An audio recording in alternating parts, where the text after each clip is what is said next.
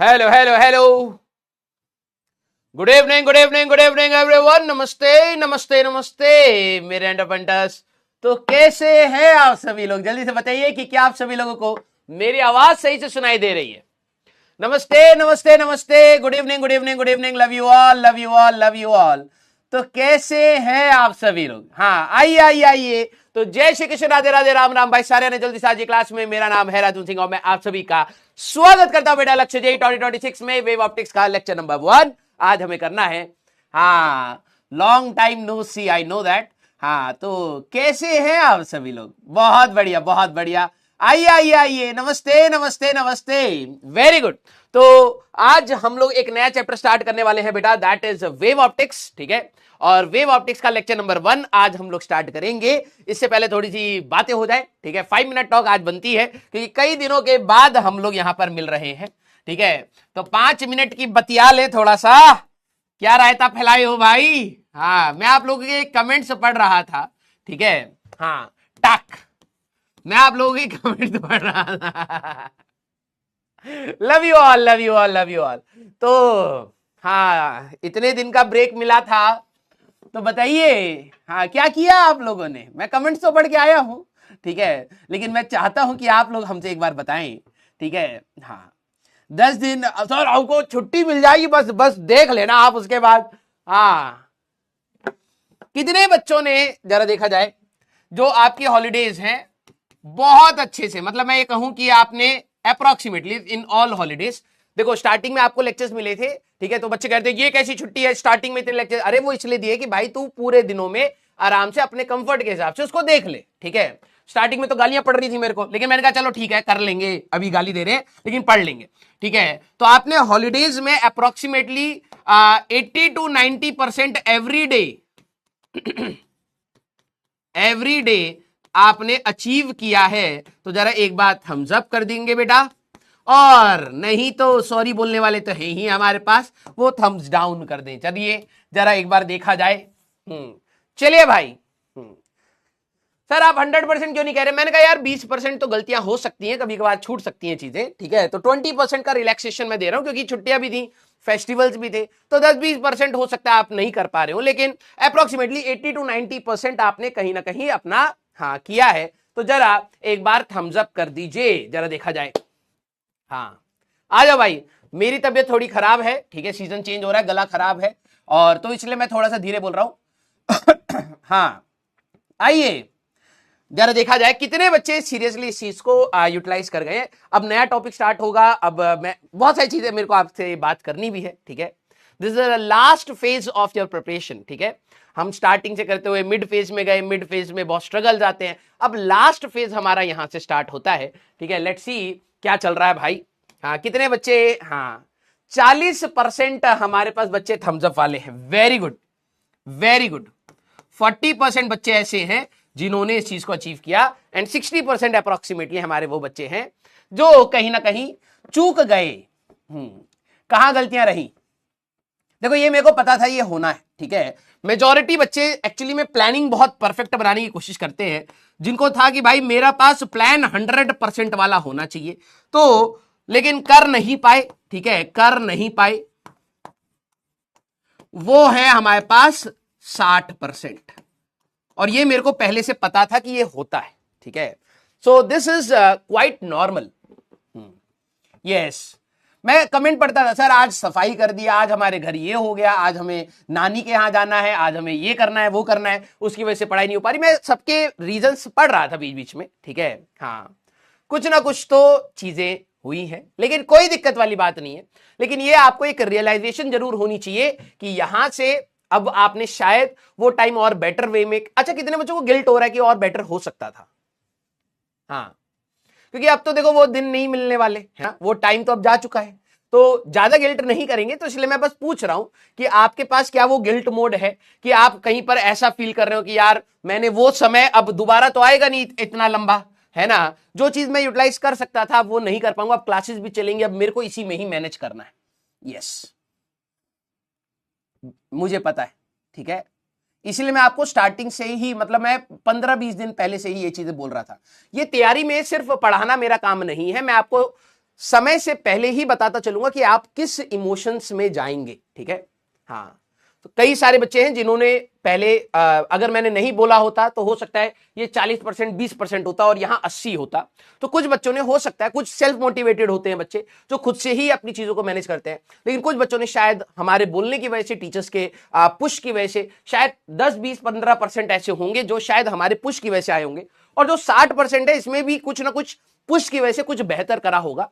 अगर नहीं बोला गया होता तो शायद आप उतना भी करके नहीं आते, ठीक है। जिनको गिल्ट नहीं है वेरी गुड, लेकिन जिनको भी गिल्ट है, believe me this is a part of the journey, ये होना था, ठीक है।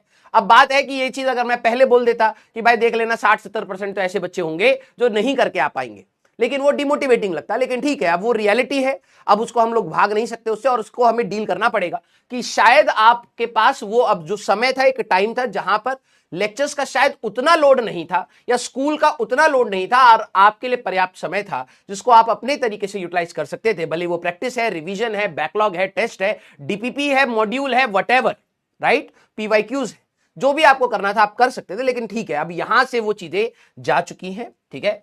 अब आगे का हमारे पास क्या बनता है, दैट इज 1 मंथ, ठीक है। अच्छा, एक सवाल मैं आप लोगों से पूछूंगा, फिर हम लोग स्टार्ट करते हैं, ठीक है। कितने बच्चों को दिवाली और फेस्टिवल खत्म होते ही थोड़ा सा मायूसी सी लग रही है?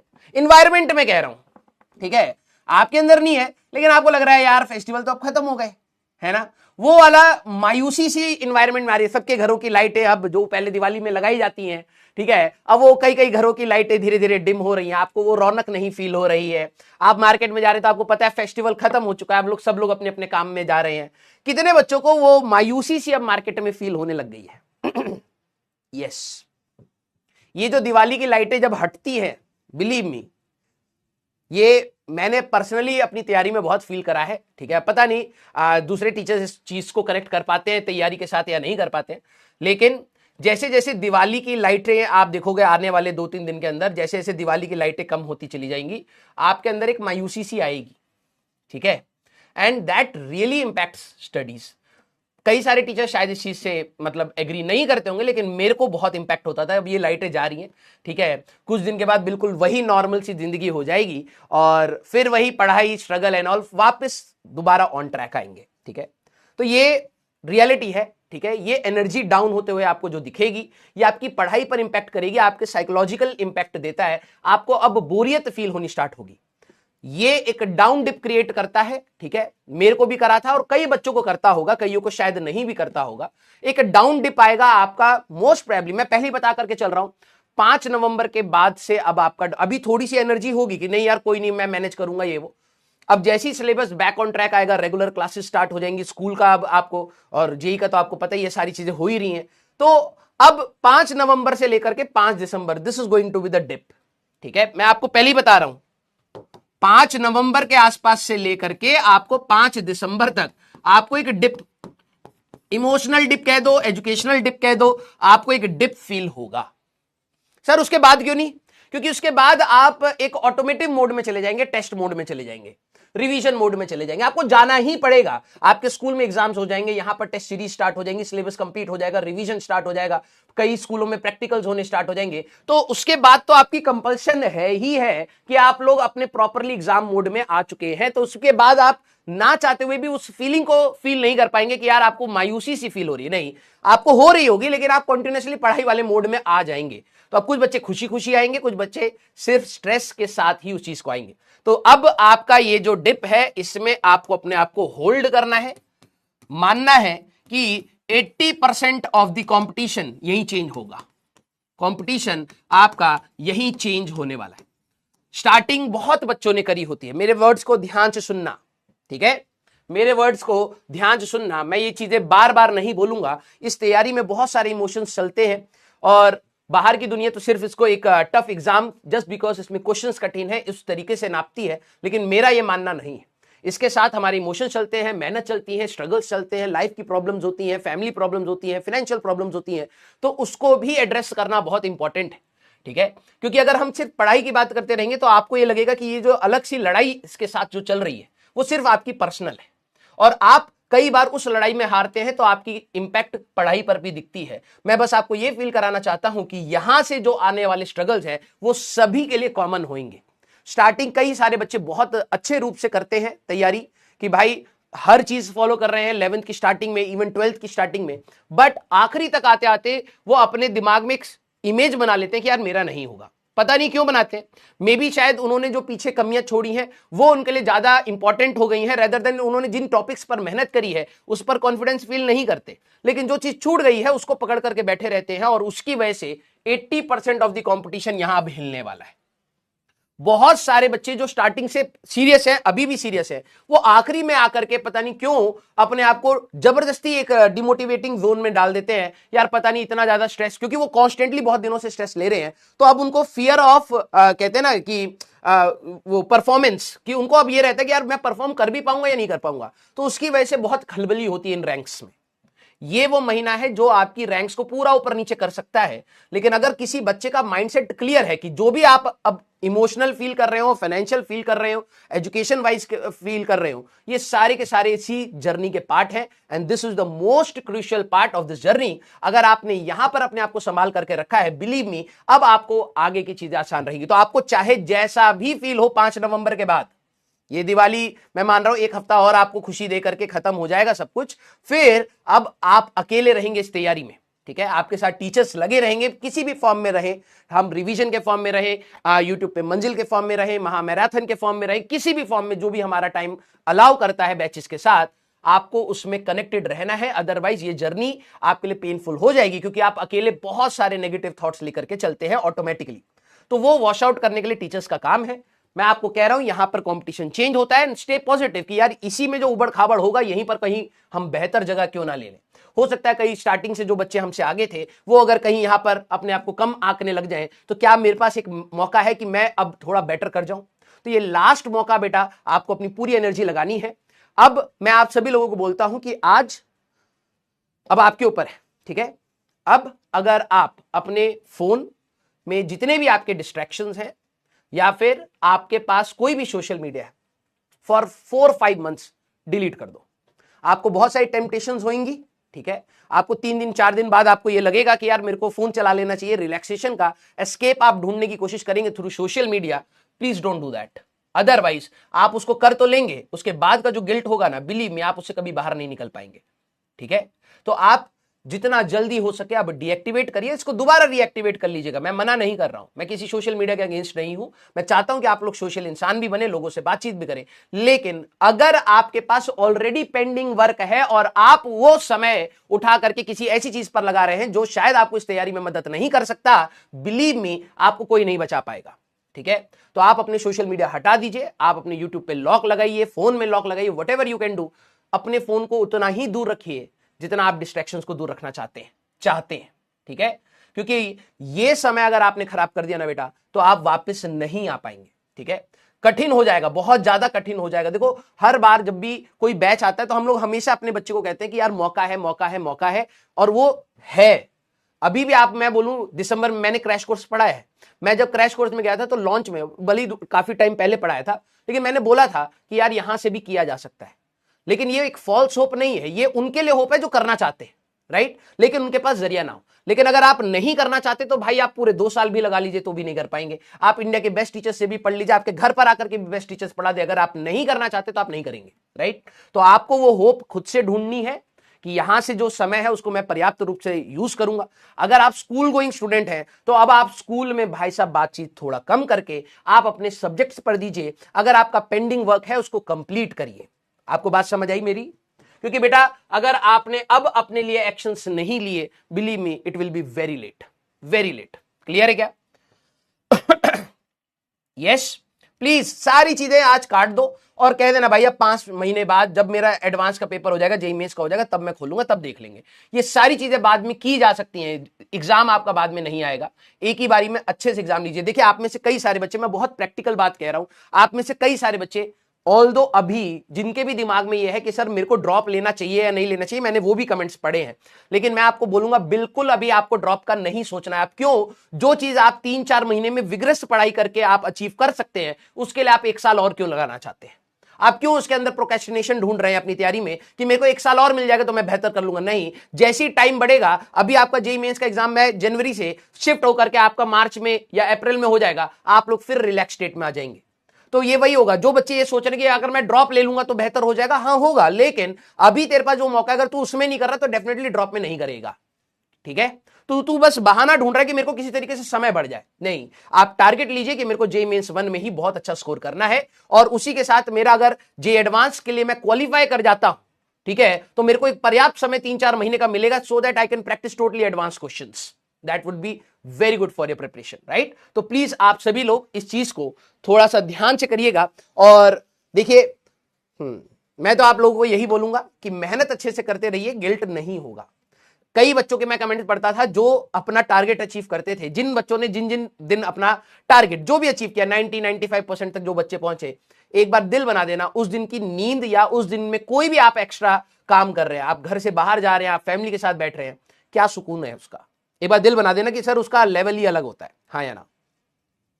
यस। अब हम लोग हो सकता है संडे को भी मिले, ठीक है, हम थोड़ी और प्रैक्टिस भी, मैं ये नहीं चाहता कि हम अपनी प्रैक्टिस कम करें, बिकॉज आखिरी का टाइम है, बच्चे कहते हैं भगाओ भगाओ, हमें नहीं भागना है, हमें और टाइम देना है ना? यस। जिस दिन आपकी पढ़ाई पूरी होती है ना, उसके बाद आप फोन चला लो, उसके बाद दोस्तों से मिल लो, आप कुछ भी कर लो, आपको खुशी के साथ होता है, ये मैंने फील किया है। यस, मैं वही चाहता हूं बेटा कि आप एक्चुअली में एक ऐसी प्रिपरेशन करें जिसमें आप अपनी दूसरी जो पार्ट ऑफ लाइफ है उसको भी इंजॉय कर पाए। अदरवाइज आप, जब आपकी प्रिपरेशन अच्छी नहीं होती ना, ये सारी चीजें खोखली लगती हैं आपको। मैं चाहता हूं कि आप अपनी जो रेस्ट ऑफ द लाइफ है, आप 12 घंटे पढ़ रहे हैं, लेकिन 12 घंटे में आप मान लो 7-8 घंटा सो रहे हैं, 4 घंटे तो वो खुशी खुशी के जिए, उसमें मर के थोड़ा जीना है, राइट? यस। तो प्लीज आप लोग कोशिश करिए कि हमें पहले अपनी पढ़ाई को प्रायोरिटी देनी है, क्योंकि वो अच्छी होती है तो सारी चीजें अच्छी लगने लगती हैं। ठीक है, वेरी गुड बेटा।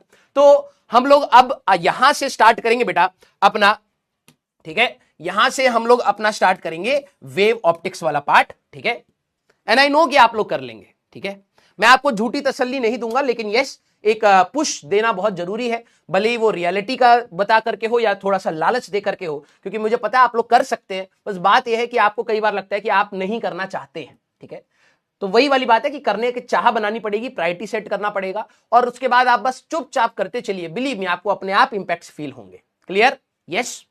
हाँ, अब आगे की बात हम लोग नेक्स्ट लेक्चर में करेंगे। ठीक है, सारे बच्चे एक बार सीरियस लिख दीजिए। ठीक है, यस, आ जाओ भाई, सारे बच्चे एक बार सीरियस लिख दीजिए, फिर हम लोग सीरियसली स्टार्ट करते हैं। कल की क्लास हम लोग 3:30 से रखेंगे, आज मैंने इसलिए नहीं रखा क्योंकि कई बच्चे शायद नहीं जानते हो। ठीक है, मैंने पहले 3:45 रखा, मैंने कहा कोई नहीं, आज 4 बजे से करते, बता दूंगा कल, फिर हम लोग 3:30 से करेंगे। सीरियस? Very good. आइए देखो भाई, अब मैं आपको एक और रियलिटी बता देता हूं। हमारे टाइम में जेईई मेंस और जेईई एडवांस होता था अप्रैल में। ठीक है, आप लोगों के लिए मई में है। हमारे अप्रैल के फर्स्ट वीक में पहले जेईई एडवांस होता था, और हमारे टाइम में AIEEE होता था, जिसको आप जेईई मेंस कहते हैं। ठीक है, हमारे में ये नहीं होता था कि जेईई मेंस में क्वालिफाई करोगे तो आप एडवांस लिख पाओगे, नहीं, हमारे लिए जेईई एडवांस आप लिख सकते हैं अलग से, वो अप्रैल के फर्स्ट वीक में पेपर हो जाता था, और AIEEE का पेपर होता था हमारे अप्रैल के लास्ट वीक में, मोस्ट प्रोबेबली 26-27 के आसपास हमारा AIEEE का पेपर हो जाता था। ठीक है, that is your JEE mains basically. अब आपका पैटर्न बिल्कुल उल्टा हो चुका है, क्वालिफाई करोगे तो ही आप जेईई एडवांस लिखोगे, तो आपके स्टेप्स हो चुके हैं। ठीक है, तो हमारे को, अगर मैं बोलूं, मेरे को एग्जैक्टली अपनी डेट याद है, December 9। ठीक है, December 9 से पहले मैंने बहुत सारी चीजें खराब करी थी, लेकिन December 9 को मैं बहुत सीरियस होकर के बैठ गया था। आप बिलीव नहीं करोगे, मैं 14-14, 15-15, 16-16 घंटे भी पढ़ा है।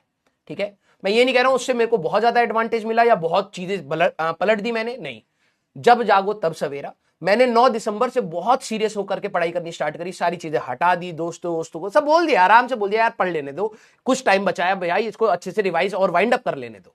मैं कोटा में था उस समय, December 9। ठीक है, और वहां से ही मैंने अपना पढ़ाई स्टार्ट करा, और आखिरी के कई सारे टॉपिक्स जो उस समय कराए जा रहे थे वो मेरे मिस होते चले गए, क्योंकि मैंने खुद की भी बहुत सारी स्ट्रेटेजीज बनाई, कुछ काम आई, कुछ काम नहीं आई। ठीक है, तो मैं आप लोगों को जो नहीं काम आई वो ये है कि किसी सब्जेक्ट को प्रेफरेंस देकर के तैयारी करना स्टार्ट कर देना। हो सकता है लास्ट मोमेंट में आप में से कई सारे ऐसे बच्चे होंगे जो सोचेंगे, यार मेरे लिए फिजिक्स कठिन है तो मैं केमिस्ट्री और मैथ्स को पकड़ लेता हूं, मेरे लिए केमिस्ट्री कठिन है तो मैं फिजिक्स और मैथ्स को पकड़ लेता हूं, मेरे लिए मैथ्स कठिन है तो मैं फिजिक्स केमिस्ट्री पकड़ लेता हूं। ये वाली स्ट्रेटेजी जो बच्चे बना रहे हैं, आप बहुत बड़ा नुकसान क्रिएट करेंगे। मैंने किया है अपने करियर में और आप लोग भी वही करेंगे। प्लीज आपकी अभी कोई स्ट्रेटेजी नहीं होनी चाहिए, आपकी सिंपल स्ट्रेटेजी होनी चाहिए, जहां से मेरे को मार्क्स मिल सके मेरे को वहां से लेना है। मैथ्स के अगर इजी सवाल, इजी टॉपिक, इजी चैप्टर्स अगर है जिनका वेटेज अच्छा है और आप कर सकते हैं, आपको करना चाहिए। फिजिक्स के वो चैप्टर जो कठिन है आपके लिए, आपके सवाल नहीं निकल पा रहे हैं और आपके मार्क्स खराब हो जा रहे हैं, नेगेटिव आ रहे हैं, आपको छोड़ना पड़े, थोड़ा सा उसको कम कर दीजिए। लेकिन ये मत सोचिएगा कि एक सब्जेक्ट की भरपाई हम 2 सब्जेक्ट से करेंगे, ऐसा नहीं होता है, क्योंकि हर सब्जेक्ट की एक सैचुरेशन पॉइंट होती है। हो सकता है किसी बच्चे का फिजिक्स में 60 मार्क पे सैचुरेट हो रहा है, किसी का 80 पर हो रहा है, किसी का केमिस्ट्री में 70 पर हो रहा है, किसी का 90 पर हो रहा है, मैथ्स में 30 पर रह जा रहा है। तो आप अपने सैचुरेशन पॉइंट को और इंप्रूव करिए। 60-70 मार्क के सैचुरेशन आपके हर सब्जेक्ट में अगर है, दैट्स अ गुड साइन, क्योंकि वहां पर आपका सिलेक्शन होने की प्रोबेबिलिटी बढ़िया रहती है। किसी एक सब्जेक्ट को इतना नीचे मत कर देना कि आपको बाद में दिक्कत आने लग जाए, और एडवांस में इसकी दिक्कत हो जाती है। ठीक है, आप अच्छा स्कोर करके भी अगर आप इंडिविजुअल कट ऑफ नहीं निकाल पा रहे हैं तो आपको एडवांस का कोई भी सिलेक्शन नहीं मिलेगा, भले आपके कोई भी मार्क्स क्यों ना हो। तो ये भी हमें ध्यान रखना है, हमें बहुत सारे पॉइंटर्स को ध्यान रख करके अपनी तैयारी को यहां पर चलना है। ठीक है, तो आज हम लोग जो करने वाले हैं that is our wave optics. This is a small chapter. आप अगर लेक्चर प्लानर में देखेंगे 8 लेक्चर हमें मिले हुए हैं। ये वाला चैप्टर अगर जिन बच्चों ने वेव्स क्लास 11th का रिवाइज किया है, जो मेरे पुराने अर्जुनास होंगे, अगर आप लोगों ने वो पढ़ा है, रिवाइज किया है, बिलीव मी, अब आप इस चैप्टर को कंप्लीट करने के बाद आपको क्लास 11th का वेव्स बहुत आसान लगेगा।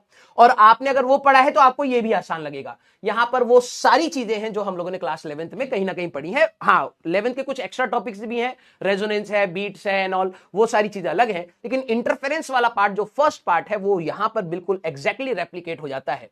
वहां साउंड की बात होती है, यहां पर लाइट की बात होती है। यहां पर हम लोग सिमुलेशन से करेंगे, क्योंकि हम लोग ऑब्वियस सी बात है, हम लोग लाइट को देख वैसे नहीं देख सकते, है ना, उसका प्रोपोगेशन नहीं देख सकते, उसके फिनोमिना में क्रस्ट और ट्रफ नहीं देख सकते, कंस्ट्रक्टिव इंटरफेरेंस, डिस्ट्रक्टिव इंटरफेरेंस हम लोग नहीं देख सकते। लेकिन यस, उनके इंपैक्ट्स देख सकते हैं कि कहीं पर ब्राइट हो गया, कहीं पर डार्क हो गया, तो उस चीज को समझना है। तो हम लोगों ने बहुत सारी सिमुलेशंस क्लास अगर आप देखें तो ये वाली आई थिंक हम लोगों ने सिमुलेशंस, ये वाली सिमुलेशन मैंने क्लास 11th में भी वेव्स में कराई थी, और वो इसी पर्पस से कराई थी।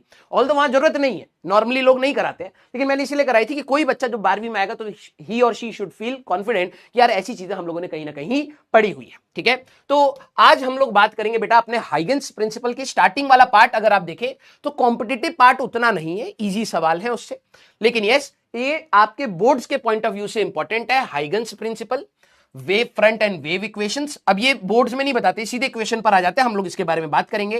Path difference and phase difference, जिसके बारे में हम लोगों ने पहले भी बात करी है, ऑल्टरनेटिंग करंट में भी बात करी है और वेव्स में भी बात करी है, वो बात करेंगे। And then interference and its type. और जिन बच्चों ने क्लास 11th का वेव्स नहीं पढ़ा है, अगर आप यहां पर तमीज से पढ़ते हैं तो क्लास 11th का वेव्स का मैं बोलूं तो 60% आपका यहीं से हो जाएगा। 60% इंटरफेरेंस है, फिर उसके बाद आपका स्टैंडिंग वेव्स का छोटा सा पार्ट है, बीट्स बहुत ही नाम मात्र, मतलब एक लेक्चर भी नहीं है प्रॉपर, तो आपका 60% यहीं से ही कवर हो जाएगा। तो थोड़ा पॉजिटिव साइड में रह करके चीजों को देखेगा। ठीक है, चलिए भाई, आसान चैप्टर है, चैप्टर भी छोटा है एंड डुएबल है, बहुत आसान से आप इसको विजुलाइज करके कर सकते हैं। मैं सिमुलेशंस के साथ आराम आराम से चलूंगा। जो बच्चे नए हैं, क्योंकि आज ये हमारे पास रिबन कटिंग सेरेमनी होनी चाहिए, लेकिन मैं नहीं करना चाहता, मैं चाहता हूं अब क्या रिबन काटोगे भाई, जिंदगी कट गई तुम्हारी है। हाँ, रिबन ही काटते रह गया तो बस। हाँ, तो यहां पर जो हम लोग चीजें लेकर चलेंगे, किसी बच्चे को यह होगी यार ये क्लास 11 से कनेक्टेड है तो मुझे नहीं समझ आएगा, ये जबरदस्ती का सेल्फ डाउट करना छोड़ देना। ये समझना, अगर मेरे को क्लास 11th का 0 भी आता है तब भी आप ये इस चीज को समझ सकते हैं, मैं बिल्कुल बेसिक से ही पढ़ाऊंगा। ठीक है, चलिए, तो हाइगेंस ने हमें एक्चुअली में क्या हुआ कि वेव की अगर हम लोग बात करें, सारे बच्चे यहीं से लिखना स्टार्ट करेंगे। जब हम लोग लाइट की बात कर रहे थे, ठीक है, लाइट के फिनोमिनाज और लाइट के बारे में जब पढ़ रहे थे तो कई सारी चीजें हमें मिली, जिसमें से हम लोगों ने अगर देखा जाए, सबसे पहले हम लोगों ने बात करी रिफ्लेक्शन की। रिफ्लेक्शन का फिनोमिना हमें दिखा, हम लोगों ने उसके बारे में पढ़ा। फिर हमें मिला रिफ्रैक्शन का, हमें बेंडिंग ऑफ लाइट मिली तो हम लोगों ने उसके बारे में पढ़ी। और इन दोनों को पढ़ने के लिए हम लोग लाइट को एज अ रे मान करके सारी चीजें समझ सकते थे। हम लोगों ने यहां पर क्या कंसीडर करा, हम लोगों ने यहां पर यह कंसीडर करा कि लाइट हमारे पास एक रे के फॉर्म में हमारे पास चलती है और आप अपने स्ट्रेट लाइंस के फॉर्म में अपनी ज्योमेट्री के हिसाब से अपने ट्राइंगल्स की प्रॉपर्टीज, सर्कल की प्रॉपर्टीज, ये ज्योमेट्री के हिसाब से आप चीजों को यहां पर सॉल्व कर सकते हैं। कोई खतरनाक बात नहीं थी, राइट। लेकिन ऐसे ही चलते चलते कुछ फिनोमिना हमें और मिले, जिसमें हमारे पास, मैं उनके नाम लिख रहा हूं। एक है आपका यंग इंटरफेरेंस, एक है आपका इंटरफेरेंस, ठीक है। फिर है आपका डिफ्रैक्शन, फिर है आपका पोलराइजेशन, ठीक है। ये भी तीन फिनोमिनाज हमें मिले, जिनको जब हम लोग समझाने की कोशिश कर रहे थे, ठीक है, यूजिंग लाइट एज अ रे, तो हमें उनके रिजल्ट्स नहीं मिल रहे थे, वो एक्सपेरिमेंटल डेटा से वो मैच नहीं कर रहा था। ये तीन फिनोमिना अब हमारे पास कुछ नए आ गए। ये तीन फिनोमिना, एक है इंटरफेरेंस, एक है डिफ्रैक्शन और एक है हमारे पास पोलराइजेशन, ये तीनों ही हमारे सिलेबस में है, ठीक है। तो ये हमारे पास कंसिडर्ड लाइट एज अ रे, लाइट को अगर आप रे मान करके चलेंगे तो कुड नॉट एक्सप्लेन कि ऐसा हो क्यों रहा है। अब कोई बच्चा बोलेगा क्यों सर, ऐसा क्या था इनमें? मैं आपको एक एग्जांपल दिखाता हूं, ठीक है। मैं आपको यहां पर एक एग्जांपल दिखाता हूं, ठीक है।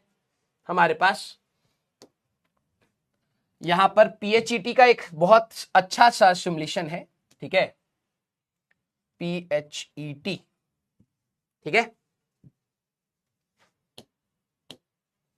अगर आप लाइट को एज ए रे माने तो आपके हिसाब से अभी जरा देखना फिनोमिना में, ठीक है,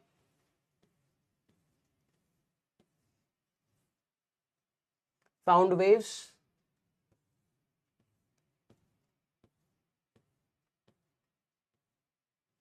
ये वाला,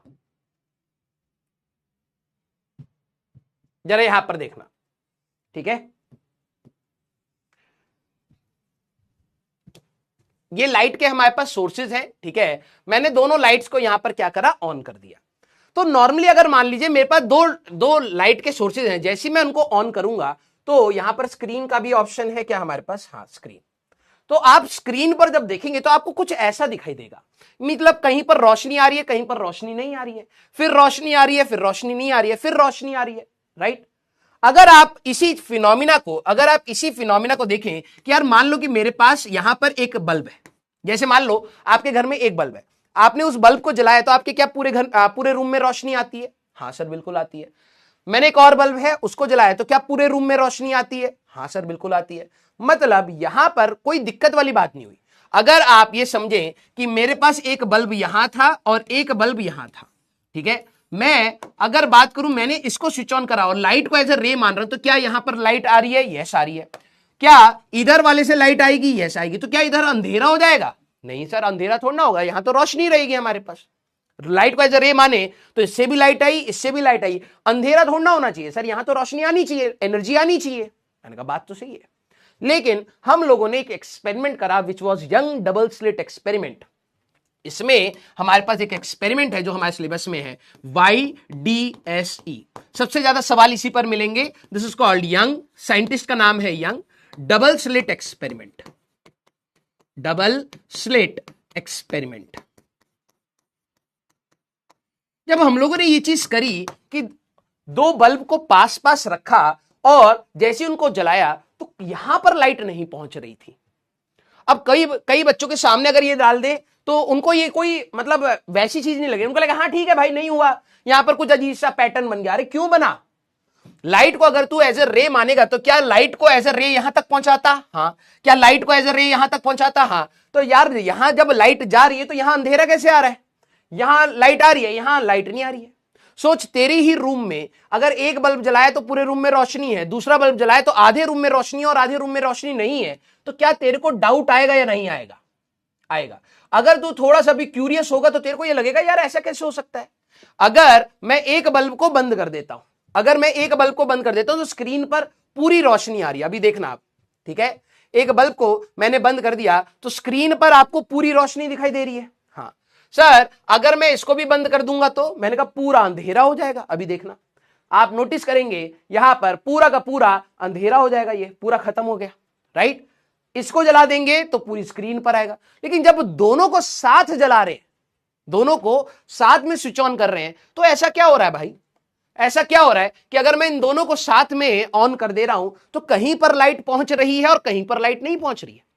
तो सारे साइंटिस्टों के सामने ये दिक्कत आई। उन्होंने कहा यार कि अगर मैं लाइट को एज ए रे मानूं कि इधर भी रे निकली, इधर इधर इधर इधर इधर इधर इधर इधर सभी से रेस निकाली, तो एक रे यहां आई, एक रे यहां आई, अंधेरा क्यों?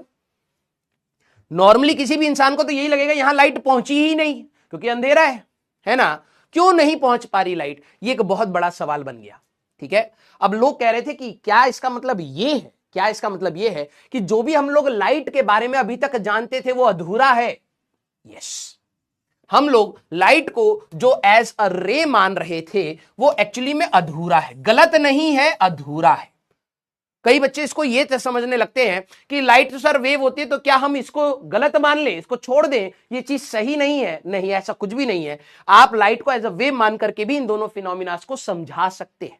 तो सभी के सामने डाउट आ गया कि यार लाइट को एज अ रे माने तो हम लोग इन फिनोमिनास को which is called interference, diffraction and polarisation, इनको हम लोग समझा नहीं पा रहे हैं। इनको हम लोग लाइट एज अ रे हम लोग कुड नॉट एक्सप्लेन, हम समझा नहीं पा रहे हैं। तो इसीलिए जब बाद में रिसर्च करी, लोगों ने अपने हाइपोथेसिस दी, अपने बारे में बताया कि यार मेरे को ये लगता है लाइट ऐसे होगी वैसे होगी। इसमें न्यूटन ने भी बताया था, न्यूटन कॉर्पस्कुलर थ्योरी कहते हैं उसको, कि लाइट के अंदर से कलर के पार्टिकल्स, जो भी सोर्स होता है उसमें से कलर के पार्टिकल्स निकलते हैं और बहुत सारी चीजें बताई गई। लेकिन हम लोगों ने फाइनली कंक्लूजन ये बनाया कि light behave like a wave. ये इसके अंदर एक वेव की प्रॉपर्टीज होती हैं, इसके अंदर एक वेव की प्रॉपर्टीज होती हैं। ये तीन फिनोमिना आप लाइट को एज अ रे मान करके नहीं समझा सकते, आपके रिजल्ट्स मैच नहीं करेंगे। लेकिन अगर आप उसको एज अ वेव मानेंगे, लाइट को एज अ वेव मानेंगे, तो ये तीनों एग्जांपल्स आप एक्सपेरिमेंटल डेटा के साथ मैच करा सकते हैं अपनी थ्योरी के साथ। तो ये जो तीनों फिनोमिना हैं उसके लिए हमें लाइट को एज अ वेव मानना ही पड़ेगा। इसमें सबसे पहले जो साइंटिस्ट जिन्होंने मदद करी दैट वाज हाइगन्स। ठीक है, जो सबसे पहले साइंटिस्ट जिन्होंने इसमें मदद करी दैट वाज हाइगन्स। अब यहां पर एक बात आती है, कई बच्चे सोचते हैं कि ठीक है लाइट अगर वेव हो गई तो इसका मतलब ये चीज गलत है। नहीं, हमें यह भी देखना है कि wave nature can also explain, wave nature can also explain जो भी अभी चीज हम लोगों ने पढ़ी है। ठीक है, जो भी हम लोगों ने अभी चीज पढ़ी है, रिफ्लेक्शन की बात हो या फिर रिफ्रैक्शन की बात हो एंड रिफ्रैक्शन, इनको भी आप आसानी से समझा सकते हैं,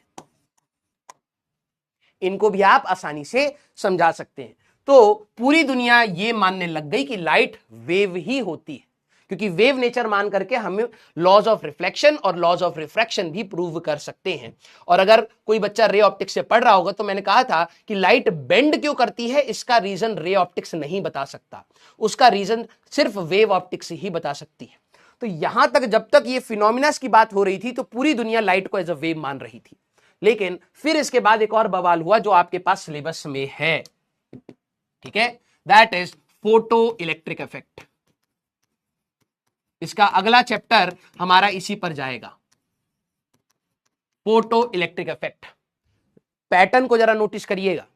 हम लोगों ने इलेक्ट्रोस्टैटिक चार्जेस जब रुके होते हैं तो उसकी प्रॉपर्टी क्या होती है वो सीखा, फिर चार्जेस को स्टोर करना कैपेसिटर्स में सीखा, फिर चार्जेस के फ्लो के बारे में बात करी तो करंट में हमें पता लगा कि करंट जब बनता है तो क्या क्या प्रॉपर्टीज है, करंट के साथ मैग्नेटिक फील्ड एसोसिएटेड होती है तो अगली प्रॉपर्टीज मैग्नेटिक फील्ड की आई। हमने कहा मैग्नेटिक फील्ड सिर्फ करंट की वजह से नहीं बनता, कुछ मटेरियल्स के पास भी होता है जिनको हम लोग मैग्नेट्स कहते हैं, तो उनके बारे में भी हम लोगों ने साथ में पढ़ लिया। फिर उसके बाद आया हमारे पास इलेक्ट्रोमैग्नेटिक इंडक्शन, मतलब कि हम लोगों ने करंट की वजह से मैग्नेटिक फील्ड बनाई तो मैग्नेटिक फील्ड की वजह से करंट भी बन सकता है, तो ईएमआई के बारे में पढ़ा। फिर ऑल्टरनेटिंग करंट आया कि अगर हमारे पास जो वोल्टेज है, हमारा जो एसी जनरेटर था, अगर हम लोग वोल्टेज को साइनस वेरी कराते रहते हैं तो करंट भी हमारे पास वेरी करता है, तो एसी के बारे में पढ़ा। फिर उसके बाद हम लोग आ गए जब चार्जेस एक्सेलरेटेड होते हैं तो ईएम वेव्स बनाते हैं, राइट। तो हम लोगों ने ईएम वेव्स के बारे में थोड़ी बहुत प्रॉपर्टीज पढ़ी और उसी का एक पार्ट था cosmic, gamma, X rays, ultraviolet, visible, infrared, micro radio, ये। और विजिबल वाले पार्ट को हम लोगों ने पकड़ा कि हम लोग इसको पढ़ते हैं, क्यों? क्योंकि हमें जितनी भी दुनिया दिखाई दे रही है अभी के लिए वो विजिबल पार्ट से ही दिखाई दे रही है। हम लोग इंफ्रारेड से तो नहीं देख रहे हैं, हम सांप तो है नहीं, है ना, या हम चूहे तो है नहीं, या हम आउल तो है नहीं, तो हम लोग जिस तरीके से देख रहे हैं दैट इज विजिबल पार्ट। तो हम लोगों ने पहले विजिबल पार्ट को पकड़ करके अपनी पूरी ज्योमेट्रिकल ऑप्टिक्स पढ़ी। फिर हमने कहा कि और भी फिनोमिनाज हैं जो हम शायद रे को मान करके नहीं कर सकते, दैट इज वेव। तो अब हम लोग वेव के बारे में पढ़ेंगे, और फिर वेव जब पूरा पढ़ लेंगे फिर अचानक से एक और एक्सपेरिमेंट आ जाएगा, that is photo electric effect या फोटो इलेक्ट्रिक एक्सपेरिमेंट, जिसमें हमारे पास वेव नेचर समझा नहीं पाएगा। यहां पर वेव थ्योरी फेल कर जाती है कि लाइट वेव भी प्रॉपर नहीं है। समझ पा रहे हो कैसे कैसे ये प्रोग्रेस होता जा रहा है। लाइट एक्चुअली में वेव भी प्रॉपर नहीं है, आप 100% वेव भी नहीं मान सकते। क्यों? अगर 100% वेव होती तो वो फोटो इलेक्ट्रिक इफेक्ट को समझा पाती, लेकिन वो फेल कर जाती है। फिर यहां पर हमारे पास आइंस्टीन आते हैं, ठीक है, और फोटॉन्स का नाम आप सभी लोगों ने केमिस्ट्री में स्टार्टिंग में पढ़ा है, क्वांटा ऑफ लाइट, ठीक है। तो यहां पर क्वांटम फिजिक्स कहीं ना कहीं यहीं से ओरिजिनेट स्टार्ट हो जाती है कि हमारे पास क्वांटा मतलब आप पैकेट ऑफ एनर्जीज के बारे में बात करते हैं, कॉन्टिन्यूअस फॉर्म में एनर्जी नहीं होती है, तो लाइट यहीं से कॉम्प्लिकेट हो गई है, ठीक है। हमारे सिलेबस में यहीं तक है कि आइंस्टीन ने कैसे फोटॉन्स के बारे में बात करी, और फिर उसके बाद एक और इफेक्ट होता है that is called Compton effect, which is not in our syllabus. Compton effect ये हमारे पास कोलिजन ऑफ लाइट है, ठीक है। जैसे हम लोगों ने 11वीं क्लास में कोलिजन्स पढ़े हैं पार्टिकल्स के बीच में, कि एक पार्टिकल गया टकरा गए, मोमेंटम कंजर्व कर दिया, उसी प्रकार से लाइट के पार्टिकल्स भी या क्वांटा फोटॉन्स भी आपस में कोलाइड करते हैं, वहां पर भी मोमेंटम कंजर्वेशन होता है, ठीक है। तो Compton effect is basically the collision, ये आपका कोलिजन है बेटा। आपका लाइट का फोटोन जाकर के किसी इलेक्ट्रॉन पर टकराएगा तो उसको मोमेंटम दे देगा, ठीक है, उसका मोमेंटम चेंज कर देगा, उसकी एनर्जी चेंज कर देगा, जस्ट लाइक कोलिजन। तो ये वाला जो हमारा सिलेबस में नहीं है, जब आप लोग हायर स्टडीज में जाएंगे तब आप लोग कोलिजन ऑफ लाइट के बारे में भी बात करेंगे। लाइट भी कहीं ना कहीं एक दूसरे से कोलाइड करती है, फोटॉन्स भी एक दूसरे के साथ कोलाइड करते हैं, मर्ज कर जाते हैं, और सारी चीजें आपकी रहती है, ठीक है। तो बाद में जाकर के हमारा वेव थ्योरी भी फेल करने वाला है, फिर हम लोग आइंस्टीन की थ्योरी के बारे में बात करेंगे, यहीं पर हमारी चीजें खत्म हो जाती हैं, ठीक है। चलिए भाई, तो हाइगन्स ने बेसिकली बताया क्या? हाइगन्स ने कहा कि यार देखो, जैसे पानी के उससे समझने की कोशिश करना, ये स्टेटमेंट अभी छोड़ दो। अगर आप पानी के सरफेस की बात करें, ठीक है, अगर आप यहां पर पानी के सरफेस की बात करें, जैसे मान लीजिए यहां पर हमारे पास वाटर है, ठीक है, इसका साइड व्यू भी होगा हमारे पास, नहीं इवन चलाते हैं, अरे इसका साइड व्यू भी तो था, कहां है वो? एक तो ये वो हो गया भाई, एम्पलीट्यूड फ्रीक्वेंसी, रुकना जरा, वेव का। अगर आप पानी की बात करेंगे ना बेटा, हाँ इसमें इंटरफेरेंस वेव्स वाले में होगा शायद,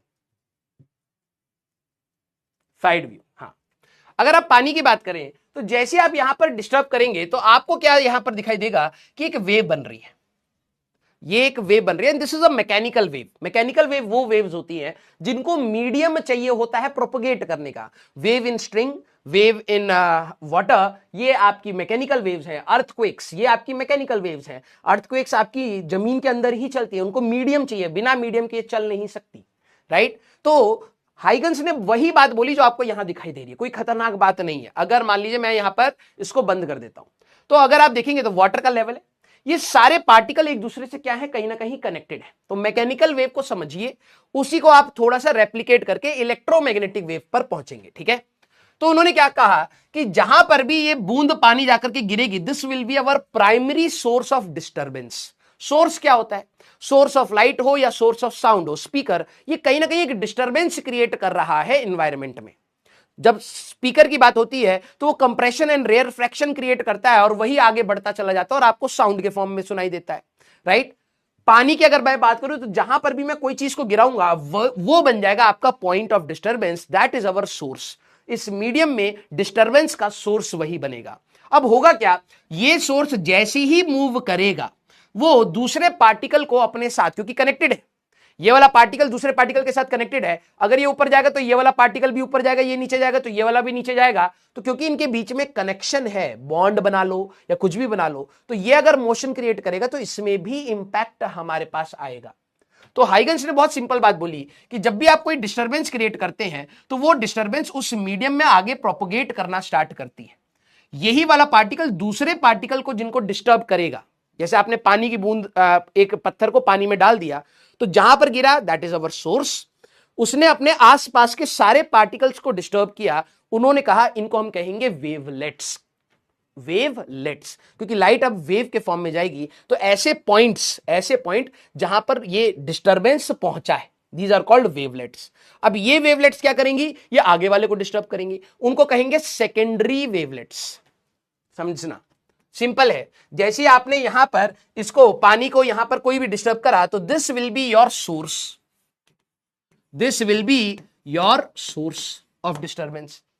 जैसे आप डिस्टर्ब करोगे तो आप ये वाले पॉइंट्स को देख पा रहे होगे जो बिल्कुल टॉप पॉइंट पर है, ठीक है, ये वाले पॉइंट्स को आप देख पा रहे होगे, ये जो बिल्कुल इसके टॉप पॉइंट पर है। इन्होंने कहा ये है हमारे पास वेवलेट्स, ये है हमारे पास वेवलेट्स। वेवलेट्स फर्स्ट पॉइंट है जहां पर डिस्टर्बेंस पहुंचा। दोबारा बोल रहा हूं, वेवलेट्स मैंने डिस्टर्ब करा, मेरे से जो पहला पार्टिकल आएगा जिस पर डिस्टर्बेंस गया, इधर गया इधर गया इधर गया इधर गया इधर गया, इन सारे पॉइंट्स को हम लोग क्या कहेंगे, वेवलेट्स। अब एनर्जी इन तक आ गई, अब ये क्या करेंगे, ये अपनी वेव बनाएंगे, ये आगे वाले को डिस्टर्ब करेंगे। तो इसके बाद जो ये वाले पार्टिकल्स आपके होंगे, जो ये वाले पार्टिकल आपके यहां पर होंगे, इनको हम लोग क्या कहते हैं बेटा, सेकेंडरी वेवलेट्स। इनको हम लोग क्या कहते हैं, अपना सेकेंडरी वेवलेट्स। अब बच्चे कहेंगे कि सर ये डिस्टर्बेंस और आगे जाएगी, तो टर्शरी वेवलेट्स नहीं। जैसे आपकी ये डिस्टर्बेंस, अगर आप नोटिस करें, यहां से यहां डिस्टर्बेंस आ चुकी है, यहां से यहां, यहां से यहां, एनर्जी का फ्लो आपका कुछ इस प्रकार से हुआ है, एनर्जी आपकी डिस्टर्बेंस की हर डायरेक्शन में फ्लो हुई है। तो इन वाले ब्लैक वाले पार्टिकल ने इनको एनर्जी दी, तो ये वेवलेट्स हो गए, ये सेकेंडरी वेवलेट्स हो गए। अब एनर्जी इनके पास आ चुकी है, अब ये आगे वाले पार्टिकल्स को एनर्जी देंगे, हाँ सर, ये आगे वाले पार्टिकल्स को एनर्जी देंगे, यस। तो अब ये रेड वाले बन जाएंगे वेवलेट्स, अब ये बन जाएंगे सेकेंडरी वेवलेट्स। समझे मेरी बात, बहुत सिंपल है कि एनर्जी आपकी आगे की डायरेक्शन में डिस्ट्रीब्यूट होती जाएगी, आगे बढ़ती जाएगी, ठीक है। तो हमारे पास जो पहला पार्टिकल आया, दिस आर कॉल्ड वेवलेट्स, इसने आगे वाले को डिस्टर्ब किया तो सेकेंडरी वेवलेट्स। अब एनर्जी यहां आ चुकी है, तो अब ये हो गए वेवलेट्स, फिर आगे वाले को डिस्टर्ब किया तो सेकेंडरी वेवलेट्स, फिर ये वेवलेट हो जाएगा, फिर ये आगे सेकेंडरी वेवलेट्स। इस प्रकार से वेव अपनी आगे प्रोपगेट करती है। तो हाइगन्स ने यही सिंपल सी बात करी कि जब भी आप किसी भी सोर्स ऑफ डिस्टर्बेंस की बात करते हैं, भले ही वो साउंड हो, या भले ही वो हमारे पास लाइट हो, या भले ही वो हमारे पास वाटर का पार्टिकल हो, जहां पर डिस्टर्बेंस हुआ दैट इज कॉल्ड सोर्स। उसने आगे वाले पार्टिकल्स, हर डायरेक्शन में जो पार्टिकल्स को डिस्टर्ब किया, अब वो बन जाते हैं वेवलेट्स। फिर ये वाले और आगे वाले पार्टिकल को डिस्टर्ब करेंगे तो अब ये बन जाएंगे हमारे सेकेंडरी वेवलेट्स। एनर्जी यहां तक आ गई, अब ये बन गए वेवलेट्स, ये और आगे डिस्टर्ब करेंगे, सेकेंडरी वेवलेट। एनर्जी यहां तक आ गई एंड सो ऑन। एनर्जी हमारे पास परपेंडिकुलर टू दीज लाइन्स या प्लेन्स ये मूव करती है। This is how energy propagates. ये उन्होंने बात बोली। मैं अब आपको यहां पर चीजें दिखाता हूं, ठीक है। पहले ये लिख लेना कि हमारे पास सोर्स क्या है, source point of disturbance. Source is your point of disturbance. Starting में थोड़ा सा अटपटा सा लगता है लेकिन बहुत आसान है, बिलीव मी। थोड़ा सा बस ये स्टार्टिंग में सोचना थोड़ा सा अटपटा लगता है। This is called point of disturbance in a medium. फिर wavelets, points, first points where energy reaches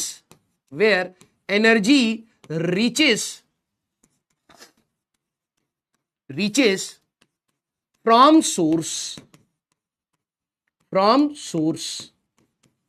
ठीक है। अब जब इनके पास एनर्जी आ चुकी है, अब ये सोर्स बन जाएंगे, अब आगे हो जाएगा सेकेंडरी वेवलेट्स। नेक्स्ट पॉइंट्स, ठीक है, next point where energy reaches, next point where energy reaches, उनको हम लोग कहते हैं सेकेंडरी वेवलेट्स। इसके आगे टर्शरी वर्शरी कोई नाम नहीं दिया है, सिंपल सी बात, जिनके पास एनर्जी है वो वेवलेट हो गए, वो किसको आगे दे रहे हैं, that is called secondary wavelet. Simple सी बात, पहले ये वेवलेट था, ये सेकेंडरी थे, फिर ये वेवलेट बना, ये सेकेंडरी थे, फिर ये वेवलेट बना, फिर ये सेकेंडरी है, फिर ये वेवलेट बना, फिर ये सेकेंडरी है, and so on, it's like this. याद रखना कि इस पूरे प्रोपगेशन में, अगर हम लोग यहां पर बात करें, इस पूरे प्रोपगेशन में याद रखना एक चीज उन्होंने टर्म दिया, वेव फ्रंट।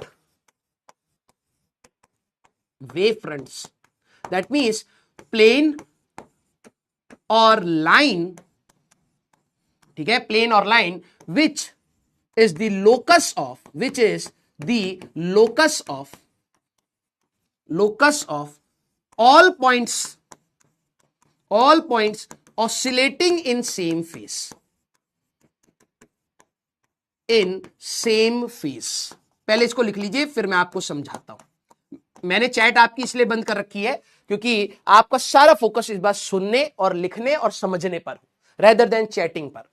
वेव फ्रंट्स एक उन्होंने टर्म दिया कि यार जो लाइट है ना वो वेव फ्रंट्स के फॉर्म में चलती है। अब ये क्या है, these are locus of the point oscillating in same phase. कहने का मतलब सर ये इतना अच्छे से समझ नहीं आया सर, मैंने कहा आप जरा ये समझना। अगर मान लीजिए मैं इस पॉइंट, ये जो पहले वाले मैंने ब्लैक डॉट्स बनाए, ये सारे पार्टिकल पहले रुके हुए थे, डिस्टरबेंस हुआ तो ये सारे के सारे ब्लैक वाले पार्टिकल्स, ये जो रिंग टाइप की बनी, ये सारे के सारे पार्टिकल एक साथ एक्सट्रीम पर आ गए, क्रस्ट।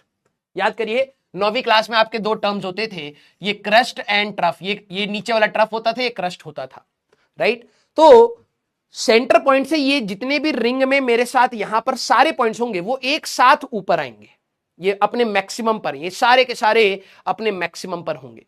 अगर मैं इनका एक प्लेन बना दूं, मैं इनको एक कनेक्ट कर दूं इस प्रकार से, मैं इनको कनेक्ट कर दूं इस प्रकार से, तो ये जो लोकस है इनका, या फिर एक आप ये समझिए एक प्लेन है ऐसा जिसमें ये सारे पार्टिकल जो सेम फेज में, सर सेम फेज कहने का मतलब जो एक साथ ऊपर आए या एक साथ नीचे जा रहे हैं, उनको कहते हैं सेम फेज। अगर मैं इन सारे रेड पार्टिकल्स को एक साथ कनेक्ट कर दूं तो ये सारे के सारे पार्टिकल्स एक जो है वो सेम फेज में ऊपर आए, है ना। तो अगर आप इनको कनेक्ट करेंगे, this is also your wave front. अगर मैं ब्लैक वाले पार्टिकल्स इन सबको एक साथ दोबारा से कनेक्ट कर दूं तो ये हमारे पास बन गया वेव फ्रंट। अगर आप ऊपर से देखेंगे तो आपको कैसा दिखाई देगा, अगर मैं इसी का टॉप व्यू बना दूं बेटा, अगर आप इसी का टॉप व्यू बनाएंगे तो आपको यहां दिखेगा सोर्स, ठीक है, ये आपका हो गया, मान लो मैंने इस तरीके से बना दिया, ये है आपका सोर्स, ठीक है। थोड़ी दूर के बाद आपको यहां पर एक व्हाइट लाइन ऐसे बनानी पड़ेगी, ये सारे के सारे वो ब्लैक वाले पार्टिकल्स हैं। फिर थोड़ी दूर के बाद आपको एक और व्हाइट लाइन ऐसे बनानी पड़ेगी, फिर थोड़ी दूर के बाद आपको एक और व्हाइट लाइन ऐसे बनानी पड़ेगी, हाँ या ना, यस। पानी के सरफेस पे पत्थर डालोगे तो आपको रिंग्स के फॉर्म में, बड़ी बड़ी रिंग्स, पहले आपको रिंग ऐसे दिखेगी, थोड़ी देर के बाद रिंग इधर चली जाएगी, फिर रिंग बड़ी हो गई, फिर रिंग बड़ी हो गई, फिर रिंग बड़ी हो गई, ऐसे ही दिखता है। तो अगर आप ऊपर से देखें तो this is your source, and ये जो आपने पॉइंट्स को कनेक्ट कर दिया है, these are your wave fronts. इनको हम लोग क्या कहते हैं, अपना वेव फ्रंट्स, ठीक है। ये क्या है, आपके wave fronts. These all are your wave fronts. ये वो पॉइंट्स का लोकस है, मेरे वर्ड को सुनना, ये वो पॉइंट का लोकस है, या फिर आप ये समझिए कि ऐसा प्लेन है जिसमें वो सारे पार्टिकल जो सेम फेज में ऑसिलेट कर रहे हैं। Locus of all those points, locus of points oscillating in same phase, oscillating in same phase, एक ही फेज में ऑसिलेट करने वाले पॉइंट्स का अगर आप कनेक्शन कर दोगे तो उनको हम कहते हैं वेव फ्रंट्स। एक जेन्युइन डाउट सर आपने ब्लैक वाले पॉइंट्स को ऊपर मार्क करा, मैंने कहा हाँ। फिर आपने रेड वालों को करा, मैंने कहा हाँ। फिर आपने ब्लैक वालों को करा, मैंने कहा हाँ। ये तो सर सारे के सारे क्रस्ट वाले पॉइंट्स थे, क्या ट्रफ वाले पॉइंट्स को कनेक्ट करके हम वेव फ्रंट नहीं बना सकते? बिल्कुल बना सकते हो। अगर देखा जाए इसी के बीच में जो ये वेव होगी, ये कुछ ना कुछ वेव ऐसे होगी, जरा देखना, ये वेव ऐसे होकर के नीचे जाएगी, फिर ऊपर उठी होगी, फिर नीचे जाएगी, फिर ऊपर उठी होगी। जो क्रस्ट वाले पॉइंट्स थे उन्हीं को कनेक्ट करके हमने क्या बनाया सर, उन्हीं को आपने एक वेव फ्रंट बनाया। मैंने कहा हाँ। तो क्या सर हम ट्रफ वाले पॉइंट्स को कनेक्ट करके वेव फ्रंट नहीं बना सकते? बिल्कुल बना सकते हो। तो इसी के बीच में आपको अगर वेव फ्रंट बनाना है तो ये भी आपका वेव फ्रंट है। ये डॉटेड लाइन से मैं ट्रफ वालों को रिप्रेजेंट कर रहा हूं, ये भी आपका वेव फ्रंट होगा। उन सारे पॉइंट्स को अगर आप कनेक्ट कर लोगे तो आपको ये भी आपको वेव फ्रंट ही मिलेगा। तो इसके वेव फ्रंट्स हमेशा कैसे आ रहे हैं? सर्कुलर रिंग के फॉर्म में आ रहे हैं। समझे? ये कैसे आ रहे हैं? सर्कुलर रिंग के फॉर्म में आ रहे हैं। और जो भी एनर्जी थी, सोर्स ने क्या करा? अपनी एनर्जी को डिस्ट्रीब्यूट कराया। तो इसकी जो भी एनर्जी होती है, energy flow is always perpendicular to हमारे पास वेव फ्रंट। ये हाइगन्स ने बताया कि जो भी डिस्टरबेंस से एनर्जी निकली ये हमेशा इसके परपेंडिकुलर ही फ्लो होगी। ये वेव फ्रंट के हमेशा परपेंडिकुलर रहेगी, like this, perpendicular to the surface, like this, ऐसे। ठीक है, ऐसे। ये हाइगन्स ने हमें यहां पर चीजें बताई। क्या आपको ये बात समझ आई सारे बच्चे? यस और नो? क्या आपको ये बात समझ आई? यस और नो? सिंपल सी बात, एक पॉइंट ऑफ डिस्टरबेंस, जहां पर पहला डिस्टरबेंस एनर्जी पहुंची, दीज आर वेवलेट्स, उन्होंने आगे वालों को डिस्टर्ब किया, सेकेंडरी वेवलेट्स, फिर वो बन गए वेवलेट्स, फिर आगे डिस्टरबेंस, सेकेंडरी वेवलेट। अगर हम लोग इसी, हाँ सर इक्वी स्पेस्ड होगा ना? जरूरी नहीं है, जरूरी नहीं है। ठीक है, अभी हमें बस ये याद रखना है कि जो भी पार्टिकल्स हमारे पास सेम फेज में ऑसिलेट कर रहे हैं, हमने उनको कनेक्ट करा, उसको हम लोग क्या कहते हैं? अपना वेव फ्रंट कहते हैं। क्लियर? ये वेव फ्रंट हमेशा एनर्जी के फ्लो के हमेशा परपेंडिकुलर होते हैं। Clear? Yes, it's like an equipotential. लेकिन यहां पे स्पेसिंग का अभी आपको ध्यान नहीं देना है। ठीक है, अगर आप लोगों ने स्विमिंग पूल देखे हो, जैसे मान लो कि ये हमारे पास स्विमिंग पूल है, ठीक है, जरा ध्यान सुनना, वेरी गुड। सर साइनोसाइडल ही क्यों? बेटा वही बात है, ईएम वेव्स अगर तूने पढ़ा हो तो तेरे को पता रहेगा, कोई भी इलेक्ट्रोमैग्नेटिक वेव की जो इक्वेशन होती है वो A sine omega t plus minus k x के फॉर्म में होती है। Light is an electromagnetic wave, तो उसकी भी जो इक्वेशन आएगी वो साइनोसाइडल ही आएगी बेटा। यस, हाँ।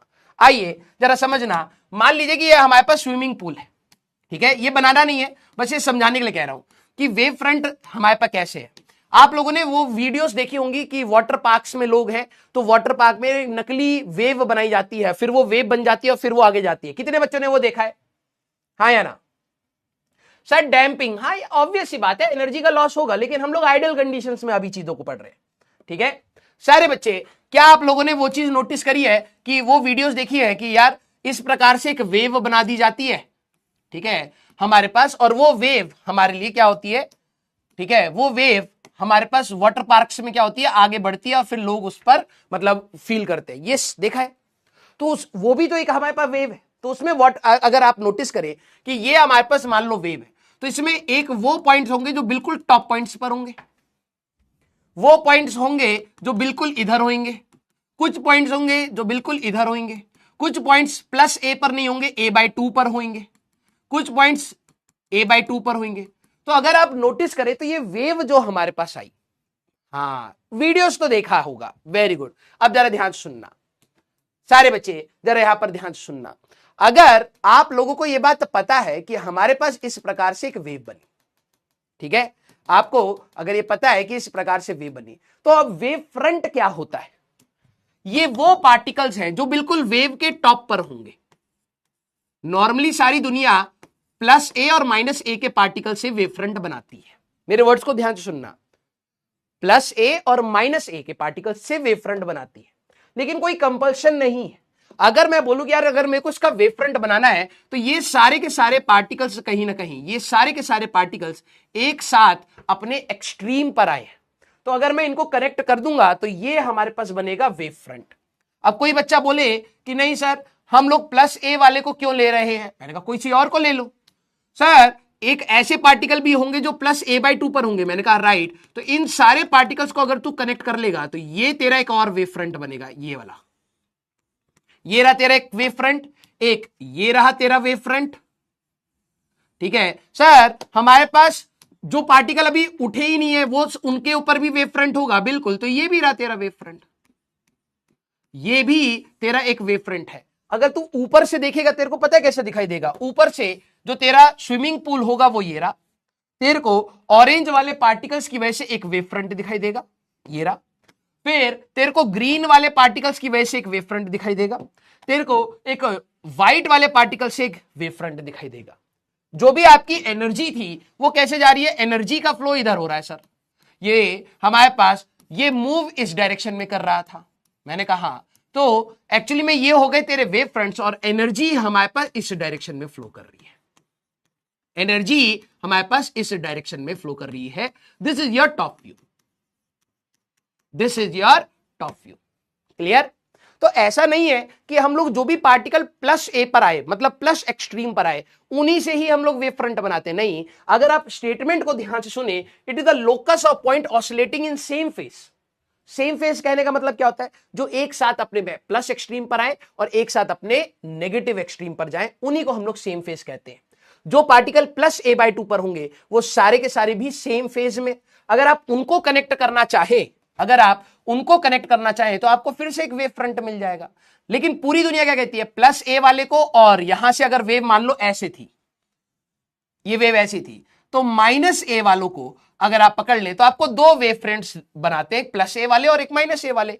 तो आप, ऐसा नहीं है कि आपको हमेशा प्लस ए वाले का ही वेव फ्रंट बनाना है, ऐसा कोई कंपल्शन नहीं है। हाइगन्स ने बहुत सिंपल सी बात बोली ओवरऑल कि लाइट जब भी हमारे पास चलती है तो जो आपका सोर्स है that is our point of disturbance, वो एनर्जी को हर डायरेक्शन में फ्लो करवाता है। जो पहले पॉइंट्स आते हैं जहां पर एनर्जी पहुंची उनको हम वेवलेट्स कहते हैं। अब उनके पास एनर्जी आ गई, they behave like a source, वो अब सोर्स हो गए एनर्जी के, वो आगे वाले पार्टिकल को डिस्टर्ब करेंगे तो वो हो जाएंगे सेकेंडरी वेवलेट्स। अब वो, उनके पास एनर्जी आ गई, अब वो सोर्स काम करेंगे, फिर वो आगे अपनी एनर्जी देंगे, तो that will be our secondary wavelets. ऐसी हमारे पास एनर्जी का फ्लो होगा। अगर आप उन सारे पार्टिकल्स को कनेक्ट कर दो which are oscillating in same phase, उनसे अब उनको हम बोलते हैं अपना वेव फ्रंट। इनके शेप्स भी हमें याद करने पड़ते हैं, पूछे जाते हैं कि ऐसा सोर्स होगा तो वेव फ्रंट कैसा होगा, प्लेन वेव फ्रंट किसका होगा, ये सारी चीजें पूछी जाती हैं। और एनर्जी हमेशा perpendicular to the direction of, perpendicular to the wave fronts हमारे पास फ्लो कर रही होती है in all type of waves. हर प्रकार की वेव्स में हमारे पास कुछ ऐसा होता है, ठीक है। अब जरा ये समझना, ये वाला डायग्राम बनाने के लिए नहीं है, ये हमारे पास, अरे मैंने उसको डिलीट कर दिया क्या, हाँ एक मिनट, ये आपको बनाना नहीं है, ठीक है, बस ये आपको देखना है, ठीक है, क्योंकि आप ये बना नहीं पाओगे, ठीक है। जैसे मान लो कि ये हमारे पास सोर्स है, ठीक है, ये हमारे पास क्या है, सोर्स। इसने डिस्टरबेंस हर जगह बनाई, तो एनर्जी क्या हुई होगी सर, इसके पास भी आई एनर्जी, इसके पास भी आई एनर्जी, इसके पास भी आई एनर्जी, इसके पास भी आई एनर्जी, इसके पास, ये हर डायरेक्शन में एनर्जी को फैलाएगा। नीचे भी होगा लेकिन हमने बनाया नहीं है। तो जो भी ये सोर्स है, इससे एक वेव निकली, जरा ध्यान समझना, इससे एक वेव निकली, हाँ, इसने इस पार्टिकल को डिस्टर्ब किया, इस पार्टिकल को डिस्टर्ब किया, इस पार्टिकल को डिस्टर्ब किया, इस पार्टिकल को डिस्टर्ब किया, और इस पार्टिकल को। हम क्या ले रहे हैं, सिर्फ 1 2 3 4 5, हम सिर्फ 5 पार्टिकल ले रहे हैं। लेकिन क्या यहां पर और भी पार्टिकल्स होंगे या और भी पॉइंट्स होंगे जहां तक वेव पहुंची? यस। अब ये सोर्स एनर्जी यहां आ गई, अब ये हो गए वेवलेट्स। अब ये क्या करेंगे, ये अपनी वेव बनाएंगे कुछ ऐसे, ये अपनी अपनी वेव यहां पर बना रहे हैं। और थोड़ी देर के बाद इन सभी पार्टिकल्स की वजह से अगर आप लोगे, देखो मैंने अभी दूर दूर पार्टिकल्स लिए तो ये इन सबकी अपनी अपनी एक वेव आई। अगर आप बहुत सारे पार्टिकल्स लोगे तो सबकी हमारे पास वेव आएगी। तो इनका जो कॉमन लोकस, अगर आप एक कॉमन लोकस ले लो ये, तो ये अब आपका बन जाएगा एक और वेव फ्रंट। एक ये वेव फ्रंट हो गया, एक ये वेव फ्रंट हो गया, फिर एक ये वेव फ्रंट हो जाएगा, फिर एक ये वेव फ्रंट हो जाएगा, एंड सो ऑन। और एनर्जी आपकी आगे की डायरेक्शन में, इस डायरेक्शन में नेट फ्लो कर रही है। डाउट ये आता है, सर जब ये वाले पार्टिकल वेव बना रहे हैं तो वेव इधर भी तो एनर्जी जा रही है। यस, हमारे पास जब भी लाइट प्रोपोगेट करती है या कोई भी वेव प्रोपोगेट करती है तो पॉइंट से रिफ्लेक्ट भी होती है। लेकिन अगर हमारे पास एनर्जी बहुत ज्यादा है तो आप नोटिस करेंगे वो हमेशा आउटवर्ड फॉर्म में ही फ्लो करेगी। वो हमेशा एनर्जी, मेजॉरिटी एनर्जी आपकी आउटवर्ड डायरेक्शन में जाएगी, बहुत ही कम एनर्जी रिफ्लेक्ट करती है। तो इसलिए हम लोग अंदर वाले वेव फ्रंट्स की बात नहीं करते, हम ये कहते हैं कि इस वाले ने इन सभी पॉइंट्स को तंग किया, इन्होंने अपनी अपनी वेव्स बनाई और फिर इनको कनेक्ट करके हम लोग एक कॉमन लोकस लेकर के आए, तो ये एक वेव फ्रंट बना। अब ये अपनी वेव्स बनाएंगे सारे के सारे, ठीक है, ये अपनी अपनी एक वेव्स बनाएंगे और इन सभी वेव्स का अगर आप एक कॉमन लोकस फिर से लोगे तो एक और वेव फ्रंट मिल जाएगा। दिस हैपन्स लाइक दिस, ठीक है। तो यही हाइगन्स ने हमें मेन चीज बताई। अब बात ये है, वो हो गया थियोरेटिकल पॉइंट जो आपको स्कूल में बताना आना चाहिए कि सोर्स क्या है, वेवलेट्स क्या है, एनर्जी का फ्लो कैसा होता है, ये आपको समझ आना चाहिए। अब नेक्स्ट बात है न्यूमेरिकल फ्रंट क्या है। ये आपके एक एक मार्क्स में बोर्ड्स में आ सकते हैं और इवन जेईई मेंस में भी आप देखेंगे इसके ऊपर सवाल है, ठीक है। पॉइंट सोर्स का वेव फ्रंट बनाना है। Draw wave front of point source and linear source. Point source मतलब बल्ब और हमारे पास लीनियर सोर्स कहने का मतलब ट्यूबलाइट। ट्यूबलाइट आप लोगों ने नोटिस करा होगा, आपके घर पे बल्ब भी होता है और आपके घर पर ट्यूबलाइट भी होती है। तो इनमें से जब लाइट निकल रही है तो इनका वेवफ्रंट कैसा होगा। सारे बच्चे जरा मुझे सोच करके बताना कितने बच्चों को शेप समझ आ रही है। जैसे ही आप एक बल्ब को जलाते हैं तो उसमें से एनर्जी निकलेगी, है ना। तो थोड़ी देर के बाद एनर्जी ऐसे आ जाएगी, फिर थोड़ी देर के बाद और दूर हो जाएगी। अगर आप एक बल्ब को बहुत स्लो करके सोचे कि उसमें से जब लाइट निकल रही है तो ऐसे आएगी, ऐसे आएगी, फिर ऐसे आएगी, फिर ऐसे आएगी, फिर ऐसे, ये हमारे पास स्फेयर के फॉर्म में लाइट हमारे पास बढ़ती हुई चली जाएगी, राइट। तो अगर आप एक बल्ब को ले ले बेटा, अगर आप एक स्फेरिकल सोर्स, या आप लिख लीजिए स्फेरिकल सोर्स है, ठीक है, सोर्स ऑफ लाइट जिसको आप बल्ब भी कह सकते हैं, तो जब लाइट इसमें से निकलेगी तो थोड़ी दूर तक पहुंचेगी तो आपका वेव फ्रंट कैसा होगा, कुछ इस प्रकार से होगा। फिर उसके बाद वेव फ्रंट कुछ इस प्रकार से होगा, फिर वेव फ्रंट आपका कुछ इस प्रकार से होगा। यस और नो, किस शेप का होगा? वेरी गुड, यही पूछा जाता है। तो यहां पर आपके जो वेव फ्रंट आएंगे that is called spherical wave fronts. हमारे पास जो आएंगे these are called spherical wave fronts. ये आपका सवाल है। अब इसमें जो भी एनर्जी जा रही है बल्ब की वो हर डायरेक्शन में निकलेगी। हाँ सर, तो ये हमेशा इस सरफेसेस के वेव फ्रंट्स के हमारे पास क्या होगी, परपेंडिकुलर रहेगी लाइक दिस। ये हमेशा आपको क्या मिलेगा, परपेंडिकुलर ही मिलेगा like this, spherical wave front. Very good. Next है लीनियर सोर्स। अगर आपके पास एक ट्यूबलाइट है, अगर वेरी गुड ट्यूबलाइट है, तो जैसे आप लाइट जलाओगे तो थोड़ी देर में लाइट क्या होगी, हमारे पास सिलेंड्रिकल फॉर्म में थोड़ा बाहर आएगी, फिर और बाहर आएगी, फिर और बाहर आएगी, फिर और बाहर आएगी। तो हमेशा जो आपके वेवफ्रंट्स होंगे वो किस फॉर्म में होंगे सर? इस बार जो आपके वेवफ्रंट रहेंगे, इस बार जो आपके यहां पर वेवफ्रंट रहेंगे that will be like this. यहां पर आपका स्फेरिकल वेवफ्रंट्स रहेंगे, स्फेरिकल वेवफ्रंट्स हमारे पास रहेंगे फॉर लीनियर सोर्स। क्लियर है क्या? ओ स्फेरिकल कह रहा हूं, सिलेंड्रिकल वेवफ्रंट्स हमारे पास रहेंगे फॉर लीनियर सोर्स। सिलेंड्रिकल वेवफ्रंट्स, ठीक है। Yes yes. तो ये आपसे पूछा गया है कि पॉइंट सोर्स के वेव फ्रंट कैसे होते हैं, स्फेरिकल। लीनियर सोर्स के कैसे होते हैं, सिलेंड्रिकल। क्लियर है क्या? यस हाँ सारे बच्चे क्लियर। अरे भाई यार, लाइट हमारे पास जब भी निकलेगी आप ये समझो कि हर डायरेक्शन में यहां पर निकली।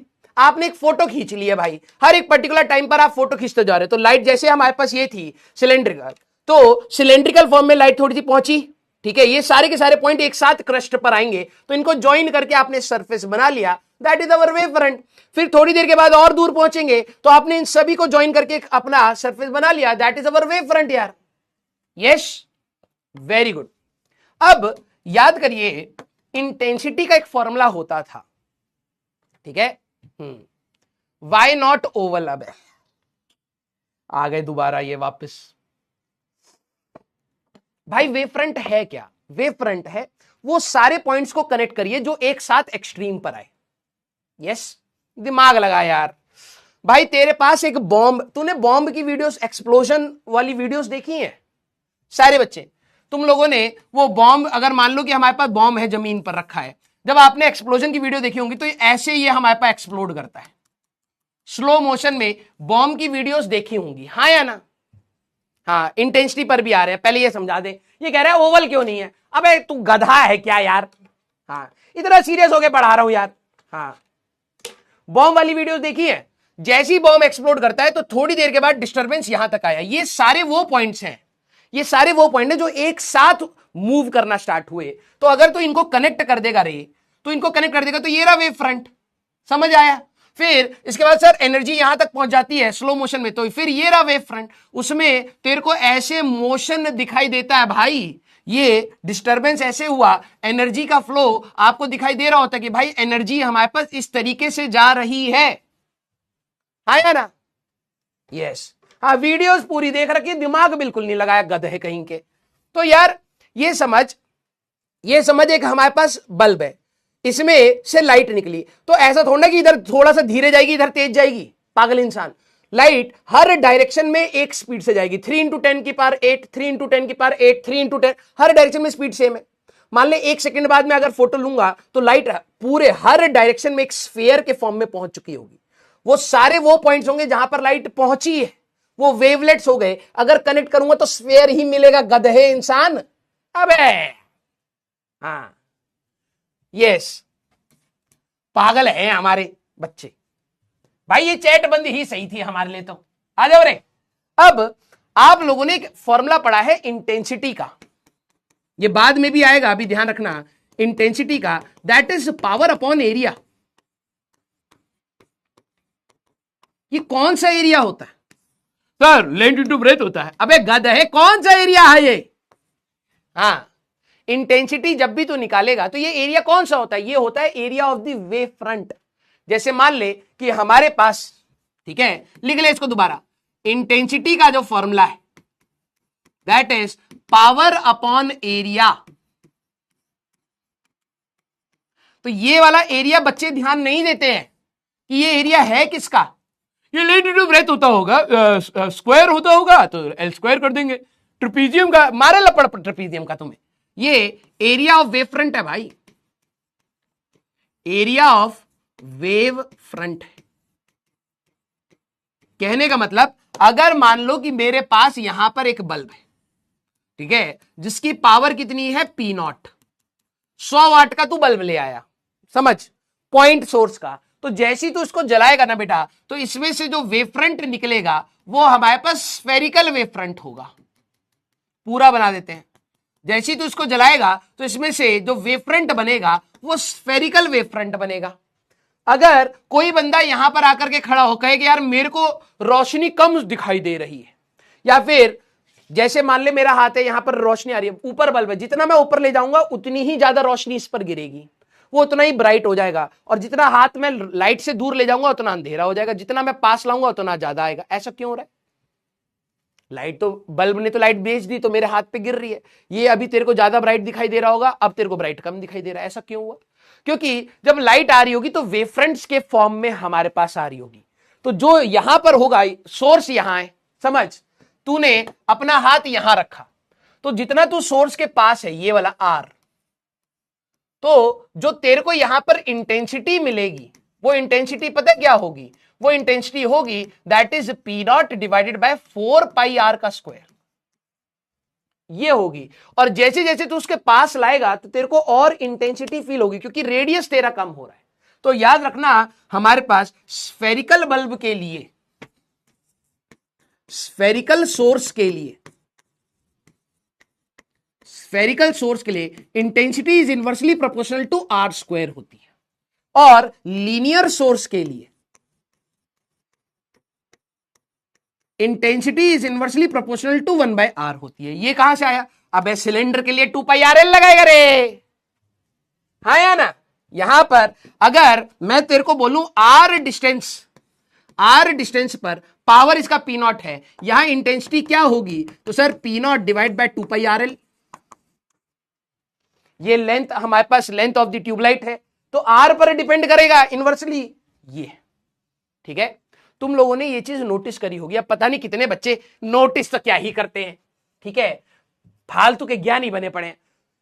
किस किसने घर पर ऐसे देखा है कि आपके घर पे मान लो 20 वाट का या 100 वाट का बल्ब लगा हुआ है, वो बल्ब, और उसकी जगह आप 100 वाट की ट्यूबलाइट लगा लो, रोशनी आपको ट्यूबलाइट में ज्यादा मिलेगी, हाँ या ना? सारे बच्चे यस और नो? ये फील करा है? अब कई जिनके घर में बल्ब ही नहीं है तो उनको क्या ही पता है, उनका सर हमारे घर में तो यार पहले से ही सब कुछ लगा हुआ, हमने कभी सोचा नहीं। लेकिन कुछ बच्चों के घर में होगा, जैसे हमारे घर में था, जब बल्ब लगा रहता था ना तो लाइट जला दो तो अंधेरा अंधेरा सा फील होता था, लेकिन उतने से कम वॉट की ट्यूबलाइट ले आओ तो भाई साहब रोशनी हो गई। हाँ या ना? बल्ब में डिप्रेशन सा फील होता था, हमारे घर में वो पीले वाला बल्ब होता था भाई साहब, येलो लाइट वाला जो 100 वाट का बल्ब आता, गर्म हो जाता भाई, मनहूसियत सी लगती थी घर में बैठ के पढ़ने में। लेकिन जैसी ट्यूबलाइट आया भाई साहब ऐसे खुशहाली सी आ जाती थी। आप लोगों के साथ भी हुआ है? हाँ वेरी गुड।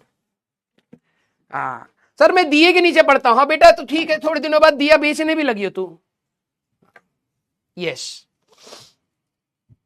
क्योंकि एक्चुअली में स्फेरिकल बल्ब का जो वेवफ्रंट है उसमें energy distributor that is inversely proportional to r square.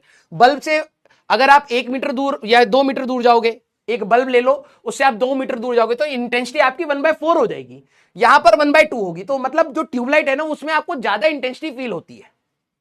Yes, हाँ very good sir. Only bulb है हमारे पास, ठीक है बेटा, जिस दिन ट्यूबलाइट लगेगी ना उस दिन देखियो, अभी रट ले, ठीक है। ट्यूबलाइट में तेरे को ज्यादा रोशनी इसलिए फील होती है क्योंकि उसकी इंटेंसिटी 1/r से डिक्रीज करती है, और स्फेरिकल बल्ब में 1/r2 बहुत जल्दी जल्दी इसकी इंटेंसिटी गिर जाती है। तो स्फेरिकल बल्ब वाले अगर तुम रूम में लगाओगे तो तुम्हें ज्यादा रोशनी फील नहीं होगी। और ट्यूबलाइट में ज्यादा उतनी ही पावर का बल्ब ले आओ, 100 वाट की ट्यूबलाइट और 100 वाट का बल्ब, आपको ट्यूबलाइट में ज्यादा इंटेंसिटी फील होगी। यस, हाँ very good. Plane wave front आ जा भाई, ये भी तो खत्म है ना। अब तो ये प्लेन वेव फ्रंट हुआ कैसे हमको समझ नहीं आया, गधे। मान ले यहां पे बल्ब है, थोड़ा बड़ा ये बनाना नहीं है अभी, पहले समझ ले। तो जैसे ही तू उसको अरे हमारे पास जैसे ही तू उसको ऑन करेगा तो लाइट हर डायरेक्शन में निकलेगी। हाँ, तो इसका एक वेव फ्रंट ये आया, फिर वेव फ्रंट ये आया, फिर वेव फ्रंट ये आया, फिर वेव फ्रंट ये आएगा। तो ये वेव फ्रंट ऐसे जाएगा। अगर तू यहां पर एक सरफेस लेगा तो इसका वेव सरफेस ऐसा आया, देख समझ, ठीक है। यहां से लाइट निकली है लाइक दिस, लाइट निकली है like this. Plane wave front मतलब कैसे हो सकता है? यहां पर अगर तू वेव फ्रंट बनाएगा तो ये स्फेरिकल सरफेस पर आएगा, कर्व्ड रहेगा। जितना तू दूर जाएगा ये उतना ही फ्लैट होता चलेगा, और दूर जाएगा ये और फ्लैट होता जाएगा, और बहुत दूर चला जाएगा तो ये बिल्कुल फ्लैट हो जाएगा। सर कहने का मतलब क्या है? कहने का मतलब यह है कि जितना तू सोर्स के पास रहेगा, सोर्स के पास है तो कर्व रहेगा, जैसे दूर जाएगा ये और more is the radius more is the flatness. जितना ज्यादा रेडियस बढ़ेगा उतना ही ये सरफेस फ्लैट होता चला जाएगा। मेरे हाथ को देख, पहले ये ऐसे हुआ कर्व है, और दूर जाएगा ऐसे हो जाएगा, और दूर जाएगा ऐसा हो जाएगा, और दूर जाएगा ऐसा हो जाएगा, और दूर जाएगा ऐसा हो जाएगा। मेरा हाथ पहले ऐसा था, अब फ्लैट होता जा रहा है, और होता जा रहा है, और होता जा रहा है, और होता जा रहा है, और होता जा रहा है, और होता जा रहा है। तो प्लेन वेव फ्रंट आपको कब मिलते हैं? प्लेन वेव फ्रंट आपको तब मिलेंगे जब सोर्स बहुत दूर है, समझ रहे हो। इसी बल्ब का स्फेरिकल वेव फ्रंट है, लेकिन यहां इसका रेडियस इतना ज्यादा हो चुका है, यहां इसका रेडियस इतना ज्यादा हमारे पास हो चुका है कि आप उसका जो वेव फ्रंट है उसका कर्व की जगह आप फ्लैट मान सकते हैं। यस, तो वही चीज प्लेन वेव फ्रंट आप बेसिकली ये मान सकते हैं, ठीक है। व्हेन सोर्स इज वेरी फार, ध्यान सुनना, व्हेन सोर्स इज वेरी फार, तब आप कह सकते हैं कि हमारे पास प्लेन वेव फ्रंट होगा, या फिर ऑब्जेक्ट। हाँ बस इतना ही रखो। जैसे मान लो कि लाइट हमारे पास कुछ इस प्रकार से आ रही है, जब भी पैरेलल रेज होंगी तो आपका वेव फ्रंट अगर आपको बनाना है तो these are your wave fronts. ये बनाने के लिए आते हैं भाई, मजे मत लेना, इसमें फेल कर जाएगा तू। सर ये तो एक भी पोटेंशियल सर्फेस है। अबे लपड़ मार दूं, ये वो नहीं है यार, होता तो बोल दिए होते, हम काय पढ़ाते इतना देर से, गला खराब कर रहे हैं अपना। हाँ, when source is very far, तो हमारे पास rays of light become parallel, rays of light become parallel. तो आपको कभी भी अगर इसका वेव फ्रंट बनाना है, ठीक है, तो आपके ये जो वेव फ्रंट होते हैं ये प्लेन वेव फ्रंट होते हैं, प्लेन वेव फ्रंट, समझ रहे हो। इसको ऐसे भी दिखाते हैं, ये तो 3 डायमेंशन में बनाया, 2D में आप देखिए लाइट अगर हमारे पास ऐसे जा रही है तो इनका वेव फ्रंट कैसे बनाएंगे, ऐसे, ठीक है। इनका वेव फ्रंट अबे हाँ, इनका वेव फ्रंट कैसे बनाएंगे, ऐसे ऐसे ऐसे। ये हमारे पास वेव फ्रंट है, प्लेन वेव फ्रंट। बात समझ आई सारे बच्चे, यस और नो, सारे बच्चे यस और नो। हिमांशु कह रहा है मैं अगरबत्ती में पढ़ता हूं। हाँ, नीरज झा भी अगरबत्ती में पढ़ रहे हैं, जुगनी की लाइट में पढ़ता हूं, नाम है उज्जवल, लेकिन पूरा जिंदगी अंधेरे में कट रहा है इनका। ए उज्जवल, ए गधे, अगरबत्ती की लाइट में पढ़ पा रहे हो सर, तभी तो हमारा 0 मार्क्स आ रहा है। Very good, yes, clear. हाँ, एक को देखो, दादाजी की बीड़ी के आगे के लाइट में पढ़ता हूं। बेटा दादाजी तुम्हारी खोपड़ी पर ही बीड़ी बुझाएंगे किसी दिन, ठीक है, किसी काम के तो बच्चे नहीं हो, कम से कम बुझाने का काम करेंगे तुम्हें, है ना। यस, दादाजी की बीड़ी के आगे पढ़ रहा है ये। हाँ, चलिए भैया, सबका अपने अपने स्ट्रगल है, लिख लीजिएगा कॉपी में, भूल जाएंगे ना बाद में, इंटरव्यू में बताना होता है, दुखद कहानी ज्यादा बिकती है। Yes, clear. हाँ, लिखिए लिखिए कॉपी में, जितने कंसेप्ट नहीं आते ये दुख तो गिनते हैं। हमारे बच्चे दुख बहुत गिन रहे हैं भाई, हमारे भाई तो ये दर्द हो रहा, ये दर्द हो रहा, भाई बहुत मेहनत, ये कहानियां बना रहे हैं। ये खाली बैठ करके बस बैठते हैं और ये सोचते हैं भाई जिस दिन मेरा सिलेक्शन होगा ना भाई साहब, मैं सिलेक्शन वाले उस वीडियो में जाऊंगा और भाई साहब माइक छीन करके अपनी ऐसी दुख भरी कहानी सुनाऊंगा, सब रो देंगे और फिर मैं वायरल हो जाऊंगा। ये हमारे बच्चे इस लेवल पर ही पहुंच पाए, मेरे को पता है, ठीक है। आ जाओ भैया, आ जाओ आ जाओ आ जाओ। आप में से कई सारे बच्चे सिर्फ जबरदस्ती की दुखद कहानियां बना रहे हैं यूट्यूब पे फेमस होने के लिए, है ना। हाँ हाँ, बहुत सही भाई। रिमोट की लाइट में पड़ रहा है एक, वेरी गुड, स्ट्रीट लाइट में पड़ रहा है एक, हाँ, एक चंद्रमा की रोशनी में पड़ रहा है, एक सितारे की रोशनी में पड़ रहा है, एक का तो भैया ब्रेकअप हुआ है तो सर दिल जल रहा है उसी में पड़ रहा है। वेरी गुड बेटा, वेरी गुड, गधा है कहीं के। यस, चलिए भैया, भगवान करे भाई तुम पढ़ रहे हो ना, बस वही काफी है, ठीक है। बस मार्क्स आ जाए तुम्हारे, वरना जिंदगी भर वैसे ही पढ़ते रहोगे, तुम्हारे आगे वाली जनरेशन भी वैसे भी तुम्हारी बीड़ी के नीचे ही बैठी पड़ी होगी, और क्या पता वो पढ़े भी नहीं, छीन ले तुम्हें और लात और मारे तुम्हें तो ध्यान से बेटा, ठीक है। वेव फ्रंट आफ्टर फिनोमिनास, हमें यह भी बताना पड़ता है कि अगर लाइट रिफ्लेक्ट हो गई तो कैसा वेव फ्रंट होगा। ये अब आपके ऑब्जेक्टिव सवाल है कि जैसे प्लेन मिरर पर लाइट अगर हमारे पास गिर रही है तो वेव फ्रंट आपको ड्रॉ करके देने हैं, मतलब रफ डायग्राम बनाना है। कॉनकेव मिरर पर लाइट गिर रही है तो वेव फ्रंट कैसा होगा, कॉन्वेक्स मिरर पर लाइट गिर रही है तो वेव फ्रंट कैसा होगा, प्लेन सरफेस पर रिफ्रैक्शन कैसा होगा, प्रिज्म में हमारे पास वेव फ्रंट कैसा होगा, कॉन्वेक्स लेंस में कैसा होगा, कॉनकेव लेंस में, ये सारे पार्ट्स अगर आप कर लें तो आई थिंक आपके ये वाले ऑब्जेक्टिव के सवाल आसानी से हो जाएंगे, कठिन नहीं है, इवन जेई ने भी पूछे हुए हैं ये सवाल, ठीक है। प्लेन मिरर, सारे बच्चे अब वेव फ्रंट बनाने हैं, ठीक है। मान लो कि मेरे पास ये रहा प्लेन मिरर, ठीक है, ये हमारे पास है प्लेन मिरर। अब जो भी लाइट हमारे पास इस पर आएगी, ठीक है, जो भी लाइट हमारे पास इस पर आएगी तो मैं इंसिडेंट यहां बना रहा हूं और रिफ्लेक्टेड यहां बना रहा हूं, ठीक है।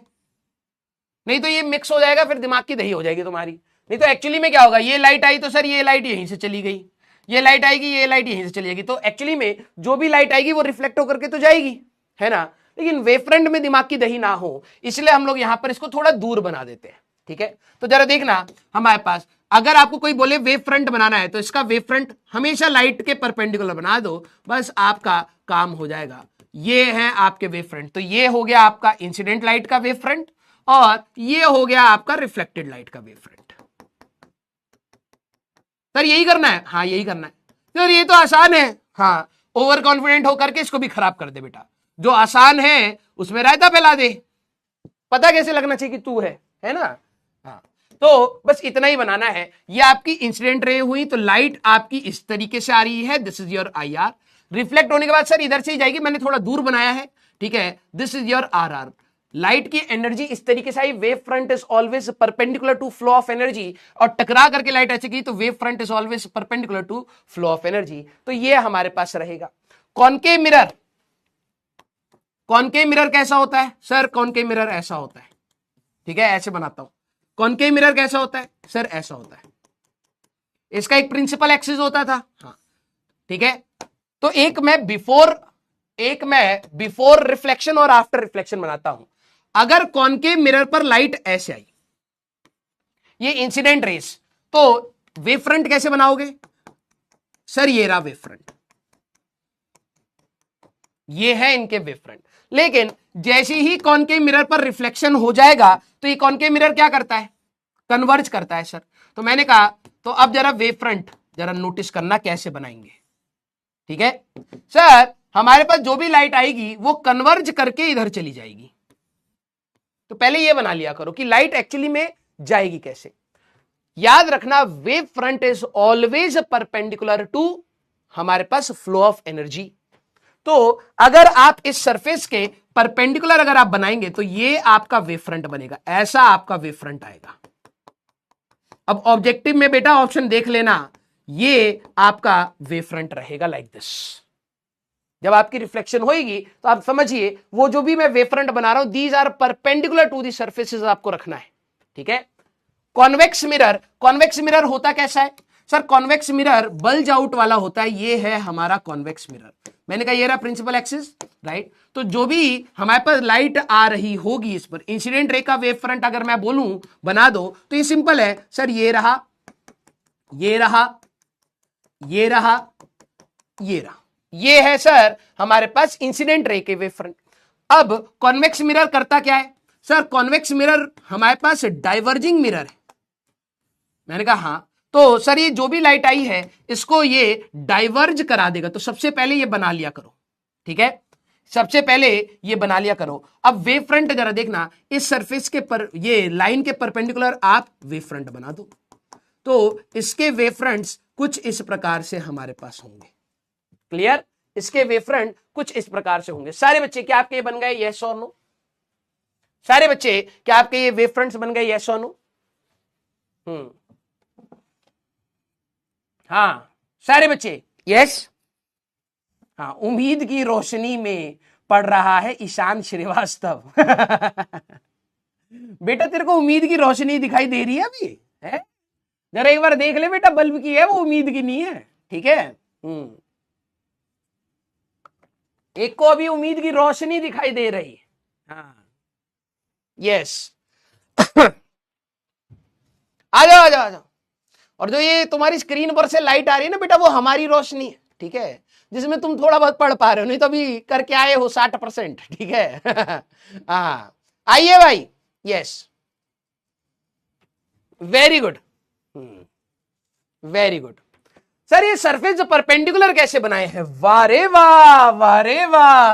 अरे भाई अगर ये दो लाइन है, इन दोनों लाइंस अगर ऐसे हमारे पास लाइन बना ले भाई कन्वर्जिंग के लिए, इन सारी लाइंस के लिए सरफेस का लाइंस के परपेंडिकुलर बनाएगा तो ऐसे परपेंडिकुलर बनेंगे। हाँ तो इनको कनेक्ट कर दे भाई, ये रहा वेव फ्रंट, ये रहा वेव फ्रंट, ये रहा वेव फ्रंट, ये रहा वेव फ्रंट, ये रहा। ये एडवांस के बच्चे हैं हमारे पास। बेटा जो तेरे पास रिमोट के आगे वाली लाइट है ना, उसको भी बंद कर दे, उसको भी बर्बादी कर रहा है, किसी काम का नहीं है अगर तू परपेंडिकुलर नहीं ढूंढ पाया। रिमोट की बैटरी क्यों खराब कर रहा है? कम से कम घर वाले टीवी देखेंगे, थोड़ा मनोरंजन होगा। तेरी तरफ देख करके तो भाई बर्बादी हो रही है, बताओ है। बंद कर दे भाई रिमोट की लाइट, ज्यादा हो गया, आंखें खराब हो रही है तेरी, दिमाग तो हो ही चुका है। ये कह रहा है कि सर आपने परपेंडिकुलर सरफेस बना कैसे दिए? ये आ गया भाई हमारे पास साइंटिस्ट लोग। भाई अगर ये तू यहां पर देखे तो ये कन्वर्जिंग, ये सारी रेस को ऐसे कन्वर्ज कर रहा है। तो अगर तू इन सरफेस के परपेंडिकुलर ऐसे यहां पर लाइन खींचे तो भाई सरफेस के परपेंडिकुलर ये रहा वेव फ्रंट, ये रहा वेव फ्रंट, ये रहा, ये रहा, ये रहा, ये रहा, ये रहा। तो इसमें कौन सी खतरनाक बात है बे? ये अलग ही है भाई साहब, किसी काम के नहीं हो, मतलब है किसी काम के नहीं हो। अच्छा हुआ तुम्हें रिमोट की लाइट में ही पढ़ाया जा रहा है, क्योंकि इससे ज्यादा क्या तो कि तुम लेवल ही नहीं है, यस, तुम्हारे मार्क्स देख करके पापा रिमोट भी छीन ले कि भाई ये इसके लायक भी नहीं था। आ जाओ भाई।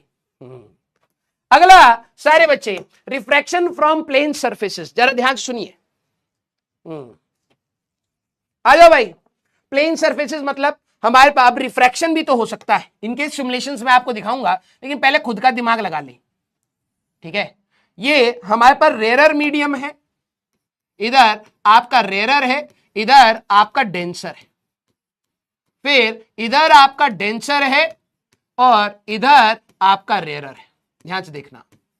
तो जो भी हमारे पास लाइट आती है बेटा, मान लो कि लाइट हमारे पास आई ऐसे और ऐसे, तो आपको ये बात पता है लाइट जब भी रेरर से डेंसर जाती है, सारे बच्चे प्लीज बनाइए ये वेव फ्रंट्स, ये आते हैं भाई। जब भी लाइट रेरर से डेंसर जाती है तो टुवर्ड्स दी नॉर्मल हमारे पास शिफ्ट हो जाती है। तो सर हमारे लिए कुछ ऐसा सरफेस वो लाइट रहेगा, मैंने कहा राइट। और सर डेंसर टू रेरर कभी भी लाइट हमारे पास जाती है, जब भी लाइट हमारे पास डेंसर टू रेरर आ रही है, कुछ ऐसे बना लेते हैं, ये लाइट आई, हाँ, तो sir it shift away from the normal, light हमारे पास कुछ ऐसे बेंड हो जाती है, राइट। तो जरा देखना वेव फ्रंट हम लोग कैसे बना रहे हैं। ये रहा वेव फ्रंट, सरफेस इस लाइट के प्रोपगेशन से परपेंडिकुलर बना दो, ये रहा, ये रहा, ये रहा, ये रहा, ठीक है। सर इधर भी बना सकते हैं, बना ले भाई, क्या है, ठीक है, बस यहां तक बना दे, काम चल जाएगा। फिर उसके बाद ये रहा, ये रहा, ये रहा, तो वेव फ्रंट हमारे पास बेंड हो गए, ठीक है। यहां पर हमारे पास वेव फ्रंट ये रहा, ये रहा, ये रहा, ये रहा, ये रहा। अब वेव फ्रंट ये रहा, ये रहा, ये रहा, इनके परपेंडिकुलर बस यहां पर वेव फ्रंट बना दे, खत्म हो गया तेरा वेव फ्रंट का सवाल, ठीक है। प्रिज्म, प्रिज्म का काम क्या था सर? प्रिज्म का काम दो थे, एक डेविएशन और एक डिस्पर्जन। तो प्रिज्म के डेविएशन के हिसाब से, ठीक है, जरा देखना, मान लो मेरे पास लाइट आई है ऐसे, ठीक है, तो ये लाइट को उधर जाने के बजाय ये इसको बेंड कर देगा, लाइट ऐसे जाएगी, ठीक है। तो कोई बोले कि भाई इसका वेव फ्रंट बना दो, ये रहा, ये रहा, ये रहा, ये रहा, ये रहा, ये रहा, ये रहा, ये रहा, ये रहा। सबसे आसान है इसकी सवाल करना, ये रहा वेव फ्रंट, खत्म। लाइट हमारे पास इस प्रकार से आई, लाइट हमारे पास इस प्रकार से आई और इधर चली गई, हाँ, लाइट हमारे पास इस प्रकार से आई और इधर चली गई, यस, लाइट हमारे पास इस प्रकार से आई और ये डेविएट करके इधर चली गई। सर अगर डिस्पर्जन होता तो, डिस्पर्जन होता तो वॉयलेट के अलग वेव फ्रंट होते, रेड के अलग होते, ऑरेंज के अलग होते, सबके अलग अलग बनाने पड़ते। अभी नॉर्मल लाइट आई और लाइट हमारे पास इधर चली गई, तो वेव फ्रंट हमारे पास ऐसा हो गया। सर अंदर क्यों नहीं बनाया? कॉम्प्लिकेटेड है, उसको छोड़ दो, बस आपका इंपैक्ट क्या हो रहा है फिनोमिना में वो हमें देखना है। Convex lens and concave lens, याद करिए ये दोनों लेंसेज दोनों बिहेवियर रखते हैं, है ना। अगर मान लो कि मेरे पास एक कॉन्वेक्स लेंस है तो ये कन्वर्जिंग है या डाइवर्जिंग? सर ये तो हमें पता है कन्वर्जिंग होता है। तो बेटा 10वीं में ही तू टॉपर रहा है, उसके बाद तू फेल ही हो रहा है लगातार, किसी काम का नहीं बचा तू। अगर हमारे पास mu of lens is more than mu of surrounding है तो ये कन्वर्जिंग काम करता था, याद कर, है ना। तो जो भी लाइट आएगी सर वो कन्वर्ज कर जाएगी कुछ लाइक दिस, मैंने कहा बिल्कुल। और सर अगर mu of lens is less than mu of surrounding, sir इसका नेचर बदल जाता है, ये डाइवर्जिंग का काम करने लगता है सर, मैंने कहा बहुत सही। तो सर जो भी लाइट आएगी ये इस तरीके से डाइवर्ज कर जाएगी। तो अब वेव फ्रंट बनाने हैं तो भाई आसानी से बना लेंगे, क्या है, ये ऐसे आया, ऐसे आया, ऐसे आया, ऐसे आया। अब बच्चे यहां की शेप्स नहीं बना पाते, अरे भाई इन सरफेसेस के परपेंडिकुलर अगर तू बनाएगा तो ऐसे बनाएगा ना, तो इन दोनों को कनेक्ट कर दे, ये रहा वेव फ्रंट। इस लाइन का परपेंडिकुलर ये है, इस लाइन का परपेंडिकुलर ये है, इन दोनों को कनेक्ट कर दे, ठीक है। इस लाइन का परपेंडिकुलर ये है, इस लाइन का परपेंडिकुलर ये है, इन दोनों को कनेक्ट कर दे, कनेक्ट कर दे, कनेक्ट कर दे, ऐसे करके ये आ गए वेव फ्रंट्स। अगर इसका बनाना है तो सर ये रहा वेव फ्रंट, मैंने कहा हाँ। सर इसके बाद मैंने कहा इस लाइन का परपेंडिकुलर ये है, इस लाइन का परपेंडिकुलर ये है, तो कनेक्ट कर दे। इस लाइन का परपेंडिकुलर ये है, इस लाइन का परपेंडिकुलर ये है। ये इस प्रकार से हमारे पास वेव फ्रंट्स होते हैं। हो गया। सर कॉनकेव लेंस के कैसे बनाने हैं? अबे सेम ही तो है। मान ले ये रहा कॉनकेव लेंस और ये रहा हमारे पास कॉनकेव लेंस, ठीक है। अब ये दोनों बिहेवियर रख सकता है, राइट।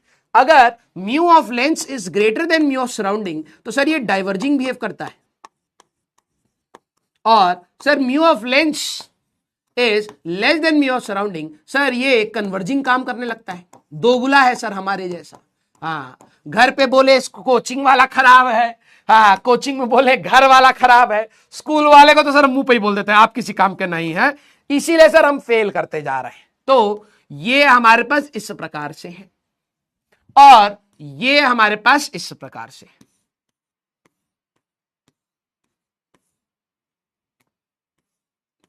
ठीक है। अगर कोई बोले वेव फ्रंट बना दो तो कोई दिक्कत नहीं भाई, ये रहा ये रहा ये रहा। वेव फ्रंट बनाने कैसे? इस लाइन के परपेंडिकुलर बनाओगे ये, इस लाइन का परपेंडिकुलर बनाओगे ये, कनेक्ट कर दो। इस लाइन का परपेंडिकुलर बनाओगे ये, इस लाइन का परपेंडिकुलर बनाओगे ये, कनेक्ट कर दो, कनेक्ट कर दो, हो गया। सर इसमें कैसे बनाए? ये रहा ये रहा ये रहा ये रहा। इस लाइन का परपेंडिकुलर ये, परपेंडिकुलर ये, दिस। किस किस के सारे मैच हो गए? एक बार दिल बना दीजिए। दिशा कह रही है बिना रोशनी के पढ़ती हूं। हाँ बेटा तुम्हारी दिशा पूरी खराब ही है, ठीक है, रोशनी तुम्हारी मदद वैसे भी नहीं कर पाएगी। सारे बच्चे। व्योम कह रहा है ब्लैक होल में पढ़ता हूं। बेटा ब्लैक होल में रहते भी हो तुम, ठीक है, जिसका घर का नाम हम लोगों ने रखा है डिप्रेशन एंड एंजाइटी, डिस्प्रेशन हो जाता है हमारे बच्चों को, तो तुम व्योम बेटा तुम वहीं हो, और वहीं पर तुम्हारा करियर भी है ब्लैक होल में। देखो जरा आसपास, नहीं दिख रहा है ना? हाँ गधा कहीं का। Yes, clear. सारे बच्चे आ जाओ भाई। Very good. सर फेयरवेल नहीं होगा हमारा? अरे दादा रे दादा, फेयरवेल चाहिए इनको, जैसे बहुत अच्छा काम किए हैं ये लोग। फेयरवेल बताओ भैया इनको, पहले फेयरवेल चाहिए।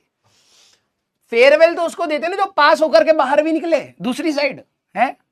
मुझे तो जहां तक लग रहा है अभी अब फेयरवेल में तुम्हारे 2-3 साल है बेटा, ठीक है, पास करोगे तो फेयरवेल होता है ना, है तुम्हारा तो फेल वेल हो जाएगा।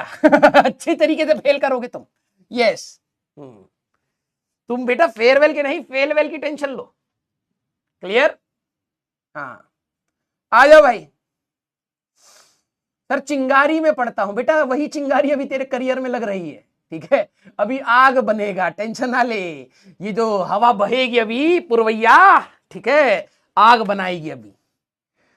करियर पूरा खत्म हो जाएगा, दहस, वो कहते हैं तहस नहस हो जाएगा। तो चिंगारियां तो लगी है बेटा, धीरे धीरे सुलग रहा अभी, ठीक है। क्लियर? यस, आ जाओ भाई। अब पहले जरा कुछ पॉइंट्स के बारे में देख लेते हैं। आ जाओ आ जाओ आ जाओ। बकवास मेरे से बकवास मत करो भाई, मेरा गला खराब है लेकिन फिर भी मेरा मन कर रहा है। ठीक है, हाँ मेरे से बकवास कर रहा है बेटा, नहीं जीत पाएगा, ठीक है। हाँ अभी तू ट्रेनिंग ले, पहले पहले पढ़ाई कर, करियर बना, फिर करियो बकवास, ठीक है। अभी मत कर, अभी पहले पढ़ाई कर ले। आ जाओ भाई। अब हमें 2-3 पॉइंट्स को जरा एक बार पढ़ना है। कल हम लोग इस वेव इक्वेशन जाने से पहले बता दूं faith difference path difference and phase difference के बारे में बता दूं, सो दैट कल आप लोग रिवाइज करें। कल 3:30 बजे मिलेंगे तो हम लोग इसकी थ्योरी और क्वेश्चंस, कल क्वेश्चंस पर भी आ जाएंगे, ठीक है। जो फर्स्ट पार्ट है उसके ऊपर यही सवाल है जो आपको मैंने ये बताए हैं, ठीक है। जो मैंने आपको ये बताए हैं ये आपके मतलब ऑब्जेक्टिव्स के सवाल है, ये वाले आपके ऑब्जेक्टिव्स के ही सवाल है। और इंटेंसिटी का ये वाला आपको एक सवाल मिल जाएगा, वेव फ्रंट की शेप के होते हैं ये मिल जाएगा। स्टार्टिंग वाला पार्ट थोड़ा सा थ्योरेटिकल टाइप के क्वेश्चंस के ऊपर है। अब आते हैं हमारे पास, हम धीरे धीरे अपने वेव्स को लेकर के चल रहे हैं इंटरफेरेंस की साइड, ठीक है। इसमें प्रूफ भी है, अभी हमारे पास उतना टाइम है जिससे मैं कल की क्लास के लिए आपको थोड़ा सा तैयार कर पाऊं, पहले वो बता देता हूं। कोहेरेंट सोर्सेस, नाम आपने सुना होगा, कोहेरेंट एंड इनकोहेरेंट सोर्सेस, ठीक है। स्कूल में कई बार जिन बच्चों ने वेव्स पढ़ लिया है तो आपने बहुत बार टीचर को सुना होगा कोहेरेंट कोहेरेंट कोहेरेंट कोहेरेंट। होता क्या है ये कोहेरेंट? हमारे पास जो भी आगे हम लोग टॉपिक पढ़ने वाले हैं, मान लो कि मेरे पास एक बल्ब है, ध्यान से सुनना, ठीक है, दो बल्ब है।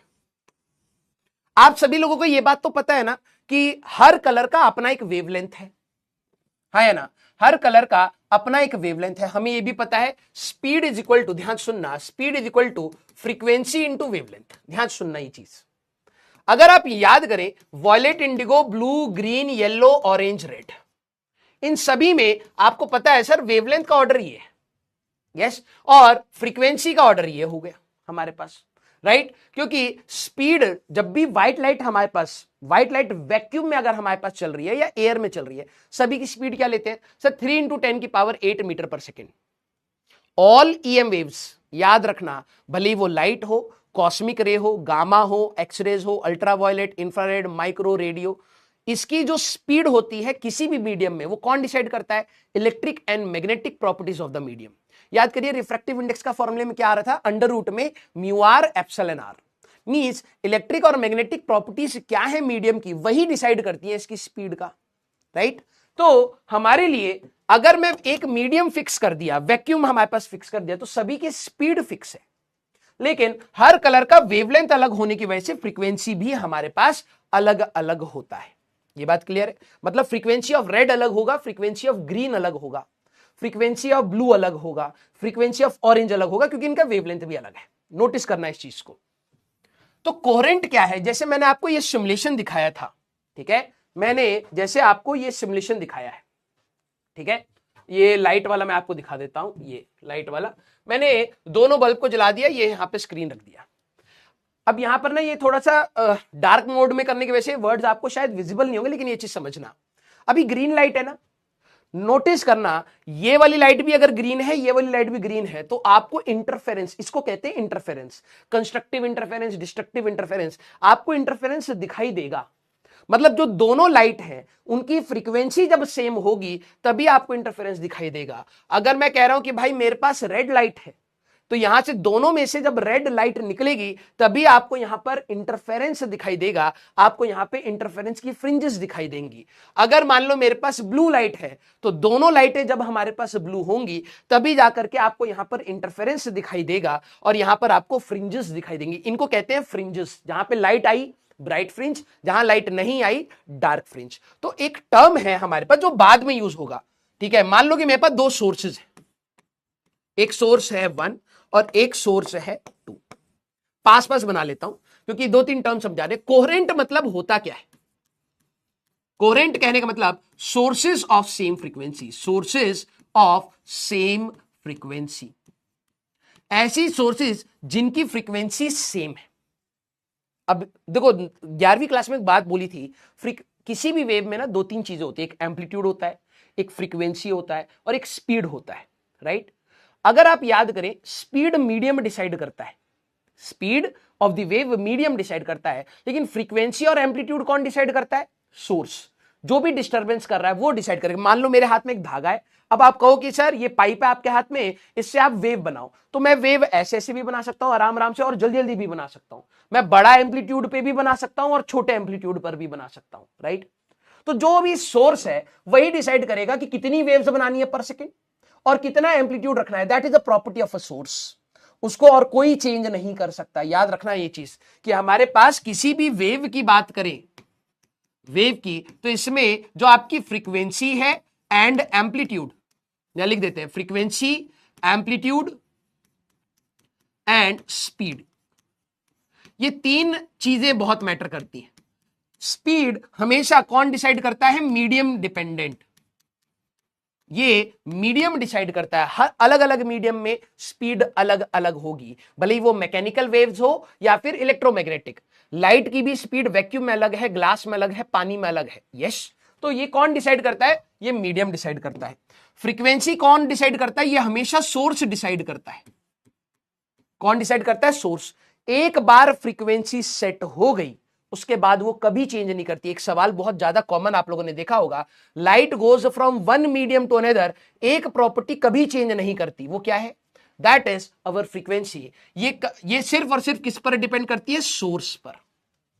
एम्पलीट्यूड की अगर मैं बात करूं तो एम्पलीट्यूड डिसाइड तो सोर्स कर रहा है, डिसाइड सोर्स कर रहा है। मेरे हाथ में एक पाइप दे रखी है और आपने कहा कि सर छोटे एम्पलीट्यूड की वेव बनाओ, तो मैं ऐसे ऐसे करूंगा तो एम्पलीट्यूड छोटा रहेगा। सर बड़े एम्पलीट्यूड की वेव बनाओ, तो मैं हाथ को ऐसे ऐसे करूंगा तो एम्पलीट्यूड बड़ा बनेगा। लेकिन सर वो जो आप एम्पलीट्यूड बना रहे हो आपने डिसाइड करा, वो रहता थोड़ा है, वो तो थोड़ी देर बाद कम हो जाता है। मैंने कहा हाँ, क्योंकि अब दो प्रकार के मीडियम होते हैं। डिसाइड किसने करा? सोर्स। अब यहां पर अब आता है मीडियम का रूल। अगर मान लो मीडियम आपका क्या है? डिसिपेटिव, ठीक है, डिसिपेटिव। अब कोई बच्चा बोले सर डिसिपेटिव मतलब जहां पर आपका एनर्जी का लॉस हो, एनर्जी का लॉस हो, तो वहां पर आपकी वेव कैसे हो जाती है? डैंपिंग। वेव आपकी खत्म हो जाती है। रियल वर्ल्ड में एक्चुअली में ऐसा ही होता है। हमारे पास जब भी हम लोग बोलते हैं, ठीक है, तो वो वेव कम होते होते होते होते होते खत्म ही हो जाती है। रहती है लेकिन वो इतनी सिग्निफिकेंट नहीं रहती। वैसे ही पानी में आपने पत्थर डाला तो जहां पर पत्थर गिरेगा वहां वेव बड़ी बनेगी और वेव का एम्पलीट्यूड कम होता जाएगा, होता जाएगा, होता जाएगा, खत्म हो जाएगा।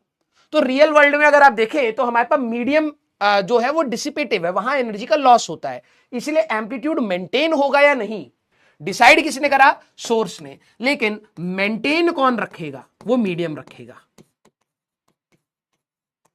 मतलब एक वेव का 2 सेंटीमीटर का एम्पलीट्यूड मैं बनाऊंगा, अब वो 2 सेंटीमीटर हमेशा 2 सेंटीमीटर रहता है या नहीं वो मीडियम डिसाइड करेगा। तो मेंटेन करने का काम मीडियम का है। मीडियम अगर आपका डिसिपेटिव है तो एम्पलीट्यूड कम होता जाएगा। अगर आपका मीडियम नॉन डिसिपेटिव है बेटा, नॉन डिसिपेटिव, नॉन डिसिपेटिव कहने का मतलब नो एनर्जी लॉस, कोई एनर्जी का लॉस ना हो, तब आपका वेव कैसा रहता है? जो भी मैं एम्पलीट्यूड डिसाइड करूंगा, सोर्स ने जो भी एम्पलीट्यूड डिसाइड करा वो अब हमेशा सेम रहेगा, ऐसा रहेगा। ठीक है, ये हमारे पास इस प्रकार से बेसिकली रहेगा।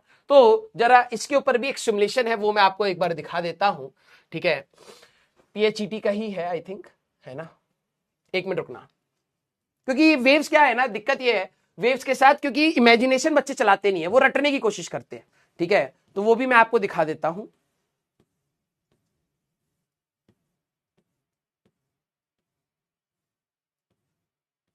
अबे जो भी सिमुलेशन चाहिए होता है वो आखिरी में क्यों होता है?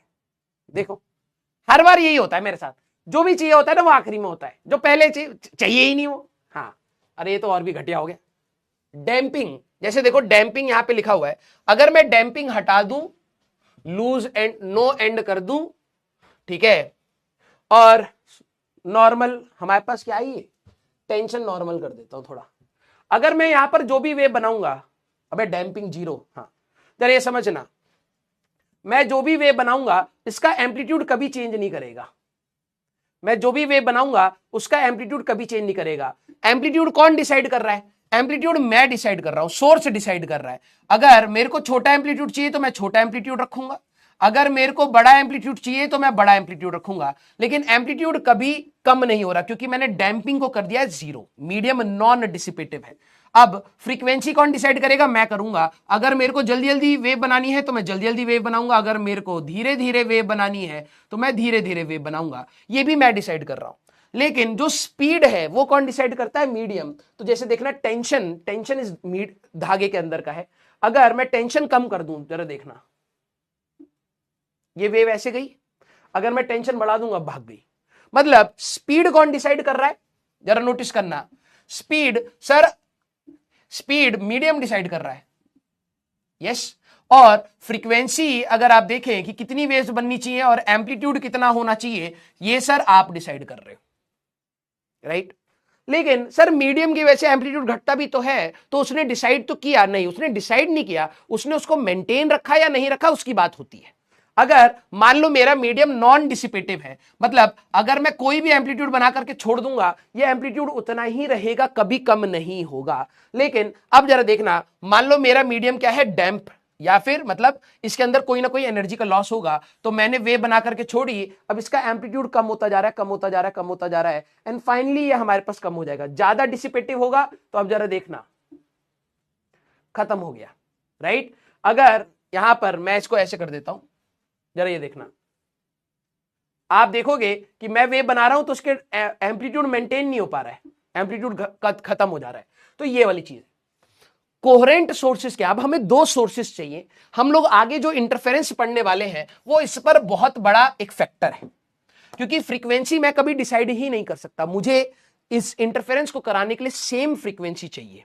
अब हमें सोर्स ही ऐसे लाने पड़ेंगे जिनका हमारे पास फ्रीक्वेंसी सेम हो। तो कोहेरेंट ऐसे होते हैं, जैसे मान लो कि मेरे पास एक सोर्स है S1 और एक सोर्स है S2, इसमें से जो भी लाइट निकलेगी और इसमें से जो भी लाइट निकलेगी, अगर इसकी फ्रीक्वेंसी ν1 और ν2, ν1 इज इक्वल टू ν2 है, तो आप समझ जाना कोहेरेंट सोर्सेस है। ये हमारे पास क्या हुए, कोहेरेंट सोर्सेस। अगर मान लो मेरे पास एक सोर्स है S1 और एक सोर्स है S2, ठीक है, तो हमारे पास इसमें से फ्रीक्वेंसी निकली ν1 और इसमें से फ्रीक्वेंसी निकली ν2। अगर ν1 इज नॉट इक्वल टू ν2 तो S1 and S2 are not coherent, सीधी सी बात, आर नॉट कोहेरेंट, सीधी सी बात। ये क्यों जरूरी है, क्योंकि बाद में आप देखेंगे बेटा एक मीडियम में, जरा नोटिस करना, speed is equal to frequency into wavelength. Speed एक मीडियम में सारी वेव्स की फिक्स है, अगर फ्रीक्वेंसी भी फिक्स हुई तो वेवलेंथ फिक्स होगा, वेवलेंथ फिक्स हुआ तो क्रस्ट का लेंथ और ट्रफ का लेंथ सेम होगा, राइट। जैसे मान लो आपके पास दो कैप्स है, एक आपकी कैप ऐसे, ठीक है, और एक आपकी कैप ऐसे, तो ये क्या है, दोनों कैप एक दूसरे में एग्जैक्टली फिट हो पाएंगी, नहीं हो पाएंगे सर। अगर आप बड़ी कैप पे छोटी वाली कैप डालोगे तो सर ये मूव करती रहेगी। लेकिन अगर मेरे पास बिल्कुल इसी प्रकार से ये वाली कैप थी और एग्जैक्टली इसी प्रकार से ये वाली कैप है, तो जब आप इसको रखोगे तो एग्जैक्टली एक दूसरे के अंदर फिट हो जाएंगी, राइट। तो जो हम लोग आगे देखने वाले हैं, जिस फिनोमिना की बात करने वाले हैं, उसमें कंस्ट्रक्टिव और डिस्ट्रक्टिव इंटरफेरेंस होगा। कंस्ट्रक्टिव में क्या होगा, क्रस्ट क्रस्ट के ऊपर आएगा, ट्रफ ट्रफ के ऊपर आएगा, राइट। और डिस्ट्रक्टिव में क्रस्ट के ऊपर ट्रफ आएगा, ट्रफ के ऊपर क्रस्ट आएगा, ये डिस्ट्रक्टिव इंटरफेरेंस होगा। तो उसको मैच कराने के लिए हम लोगों के लिए हमेशा क्या होना चाहिए, कोहेरेंट सोर्सेस। अब बच्चे कहेंगे सर तो सर वेवलेंथ भी तो सेम होना चाहिए, फिर ये डाउट आएगा, कई बच्चों को आता है कि सर आप आगे इंटरफेरेंस के लिए जब बात कर रहे हैं तो आप फ्रीक्वेंसी की बात क्यों कर रहे हैं, वेवलेंथ की भी तो कर लो ना, वेवलेंथ सेम होना चाहिए। वेवलेंथ मीडियम पर डिफर कर जाएगा, फ्रीक्वेंसी नहीं करेगी। तो हमारे को एक ऐसी चीज है, एक बार सोर्स सेट कर दिया कि भाई सोर्स की फ्रीक्वेंसी सेम है तो यह लाइट हमेशा कोहेरेंट रहेंगी। यस, तो हम लोग फ्रीक्वेंसी से रिलेटेड बात करते हैं। अब याद रखना, इफ हमारे पास, तो यहां पर ही लिख लो कि अगर कोहेरेंट है तो आपका इंटरफेरेंस हो पाएगा, आपका इंटरफेरेंस हो पाएगा, यहां पर आपका इंटरफेरेंस नहीं हो पाएगा। बात समझ आई, यही वाला टॉपिक हमारे को आगे पढ़ना है। तो ऐसे सोर्सेस, सबसे पहली कंडीशन है कि कोहेरेंट हमारे पास होने चाहिए।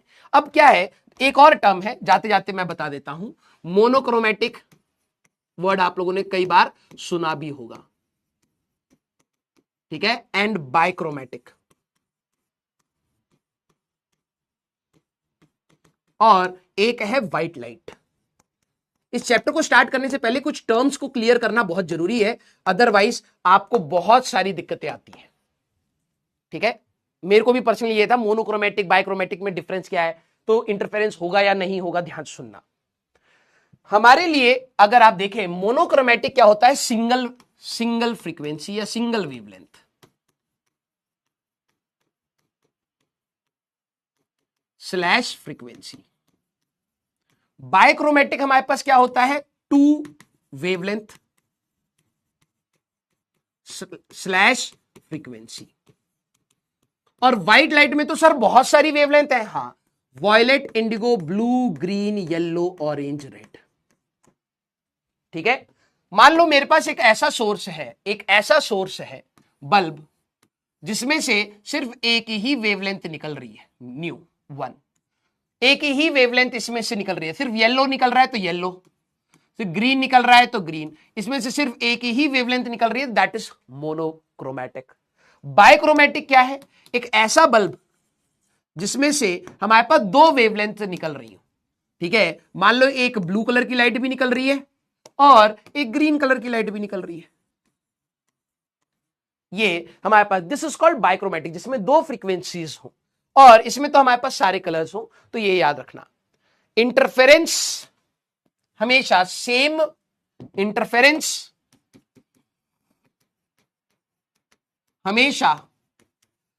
हमेशा सेम कलर्स के लिए, सेम फ्रीक्वेंसी ऑफ लाइट के लिए होती है, फ्रीक्वेंसी ऑफ लाइट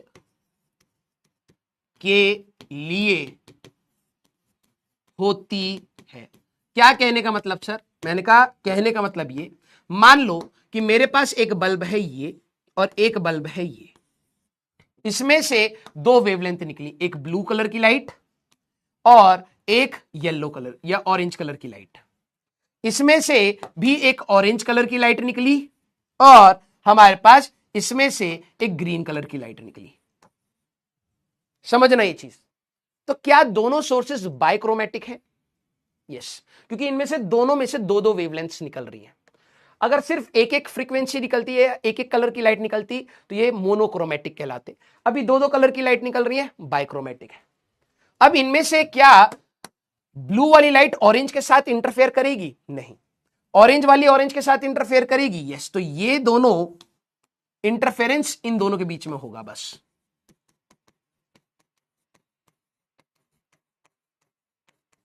ग्रीन वाली इंटरफेरेंस नहीं करेगी, ना ही ऑरेंज के साथ ना ही ब्लू के साथ। ये भी किसी के साथ इंटरफेरेंस नहीं करेगी, ना ही ऑरेंज के साथ ना ही ग्रीन के साथ। जब दो सोर्स हो जिसमें से सेम फ्रीक्वेंसी की लाइट निकले, तो ये एक दूसरे के ऊपर कंस्ट्रक्टिव डिस्ट्रक्टिव इंटरफेरेंस कर सकती हैं। यही चीज मैं आपको सिमुलेशन में भी दिखा रहा था। दोनों सोर्सेज रेड होंगे तो आपको इंटरफेरेंस पैटर्न दिखेगा, दोनों सोर्सेज ग्रीन होंगे तो दिखेगा, ब्लू होंगे तो दिखेगा, येलो होंगे तो दिखेगा। ऐसा नहीं कि ऊपर वाला येलो है नीचे वाला ग्रीन है तो आपको इंटरफेरेंस दिखेगा, ना ना ना, क्योंकि दोनों की फ्रीक्वेंसी अलग है, हमारे पास फ्रीक्वेंसी अलग होगी, वेवलेंथ अलग होगी, तो ये आपस में इंटरफेयर नहीं करेंगी। हमें इस चीज का ध्यान रखना है। सर ये क्या पॉइंट बाद में आएगा, बहुत ज्यादा इंपॉर्टेंट है, वो आपको मैं जेई के सवाल दिखाऊंगा। ऊपर से ग्रीन और येलो आ रहा है, नीचे से ग्रीन और ब्लू आ रहा है, तो इंटरफेरेंस किसका कराना है? जो दोनों में से कॉमन होगी। जैसे ग्रीन यहां पे ऑरेंज है तो ऑरेंज आएगा, यस। तो अब आप यहां पे अगर पैटर्न देखेंगे तो आपको ऑरेंज का ब्राइट एंड डार्क दिखेगा, ब्लू थ्रू आउट मिलेगा, ग्रीन थ्रू आउट मिलेगा, ब्राइट एंड डार्क आपको सिर्फ ऑरेंज का मिलेगा। क्लियर? यस। तो ये हम लोग अगली क्लास में यहीं से कंटिन्यू करेंगे बेटा, ठीक है। हाँ जाओ जाओ भाई, तुम्हारी अगली क्लास भी है। हाँ वैसे मैंने देखा था कि तुम्हें बहुत सारी क्लास मिली थी। मैंने तो भाई ज्यादा क्लास नहीं दी थी तुम्हें छुट्टियों में, ठीक है, लेकिन तुम्हें बहुत सारी क्लास मिली थी। आई होप आपने कवर करके आए होगे, नहीं तो भाई साहब सर अभी धमकाएंगे तुम्हें।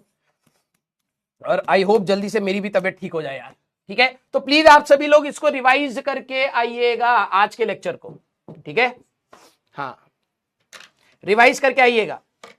हाँ very good, love you all. और संडे के लिए थोड़ा सा प्रिपेयर रहना, ठीक है। अर्ली मॉर्निंग हम कुछ हो सकता है क्लासेस रखें, ठीक है, कि अच्छे से डिटेल में एडवांस के क्वेश्चन भी क्लास में जैसे अभी तक हम लोग करते आ रहे हैं वैसे हम लोग कर पाए, ठीक है। थोड़ा सा टाइम चाहिए होगा उसके लिए। क्लियर? लव यू ऑल बेटा, love you all, thank you so much. मजा आया आपको, बहुत दिनों बाद पढ़ा करके मजा आया, ठीक है। आई होप आप लोग सिर्फ मजे ही नहीं ले रहे होंगे, आप पढ़ाई भी कर रहे होंगे। तो प्लीज आप सभी लोगों से मेरी वो वही है रिक्वेस्ट है कि आप लोग सीरियस हो जाइए, अपने सारे social media for the timing हटा दीजिए, ठीक है, और अब पढ़ाई करने लगिए बेटा।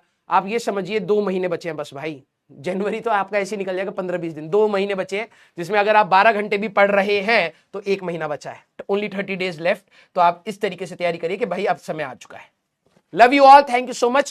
Please do let me know about this lecture. मैं आप लोगों के कमेंट्स पढ़ूंगा बेटा, और मिलते हैं बेटा नेक्स्ट क्लास में। Till then tata bye bye, take care, पढ़ते रहिए और मचाते रहिए।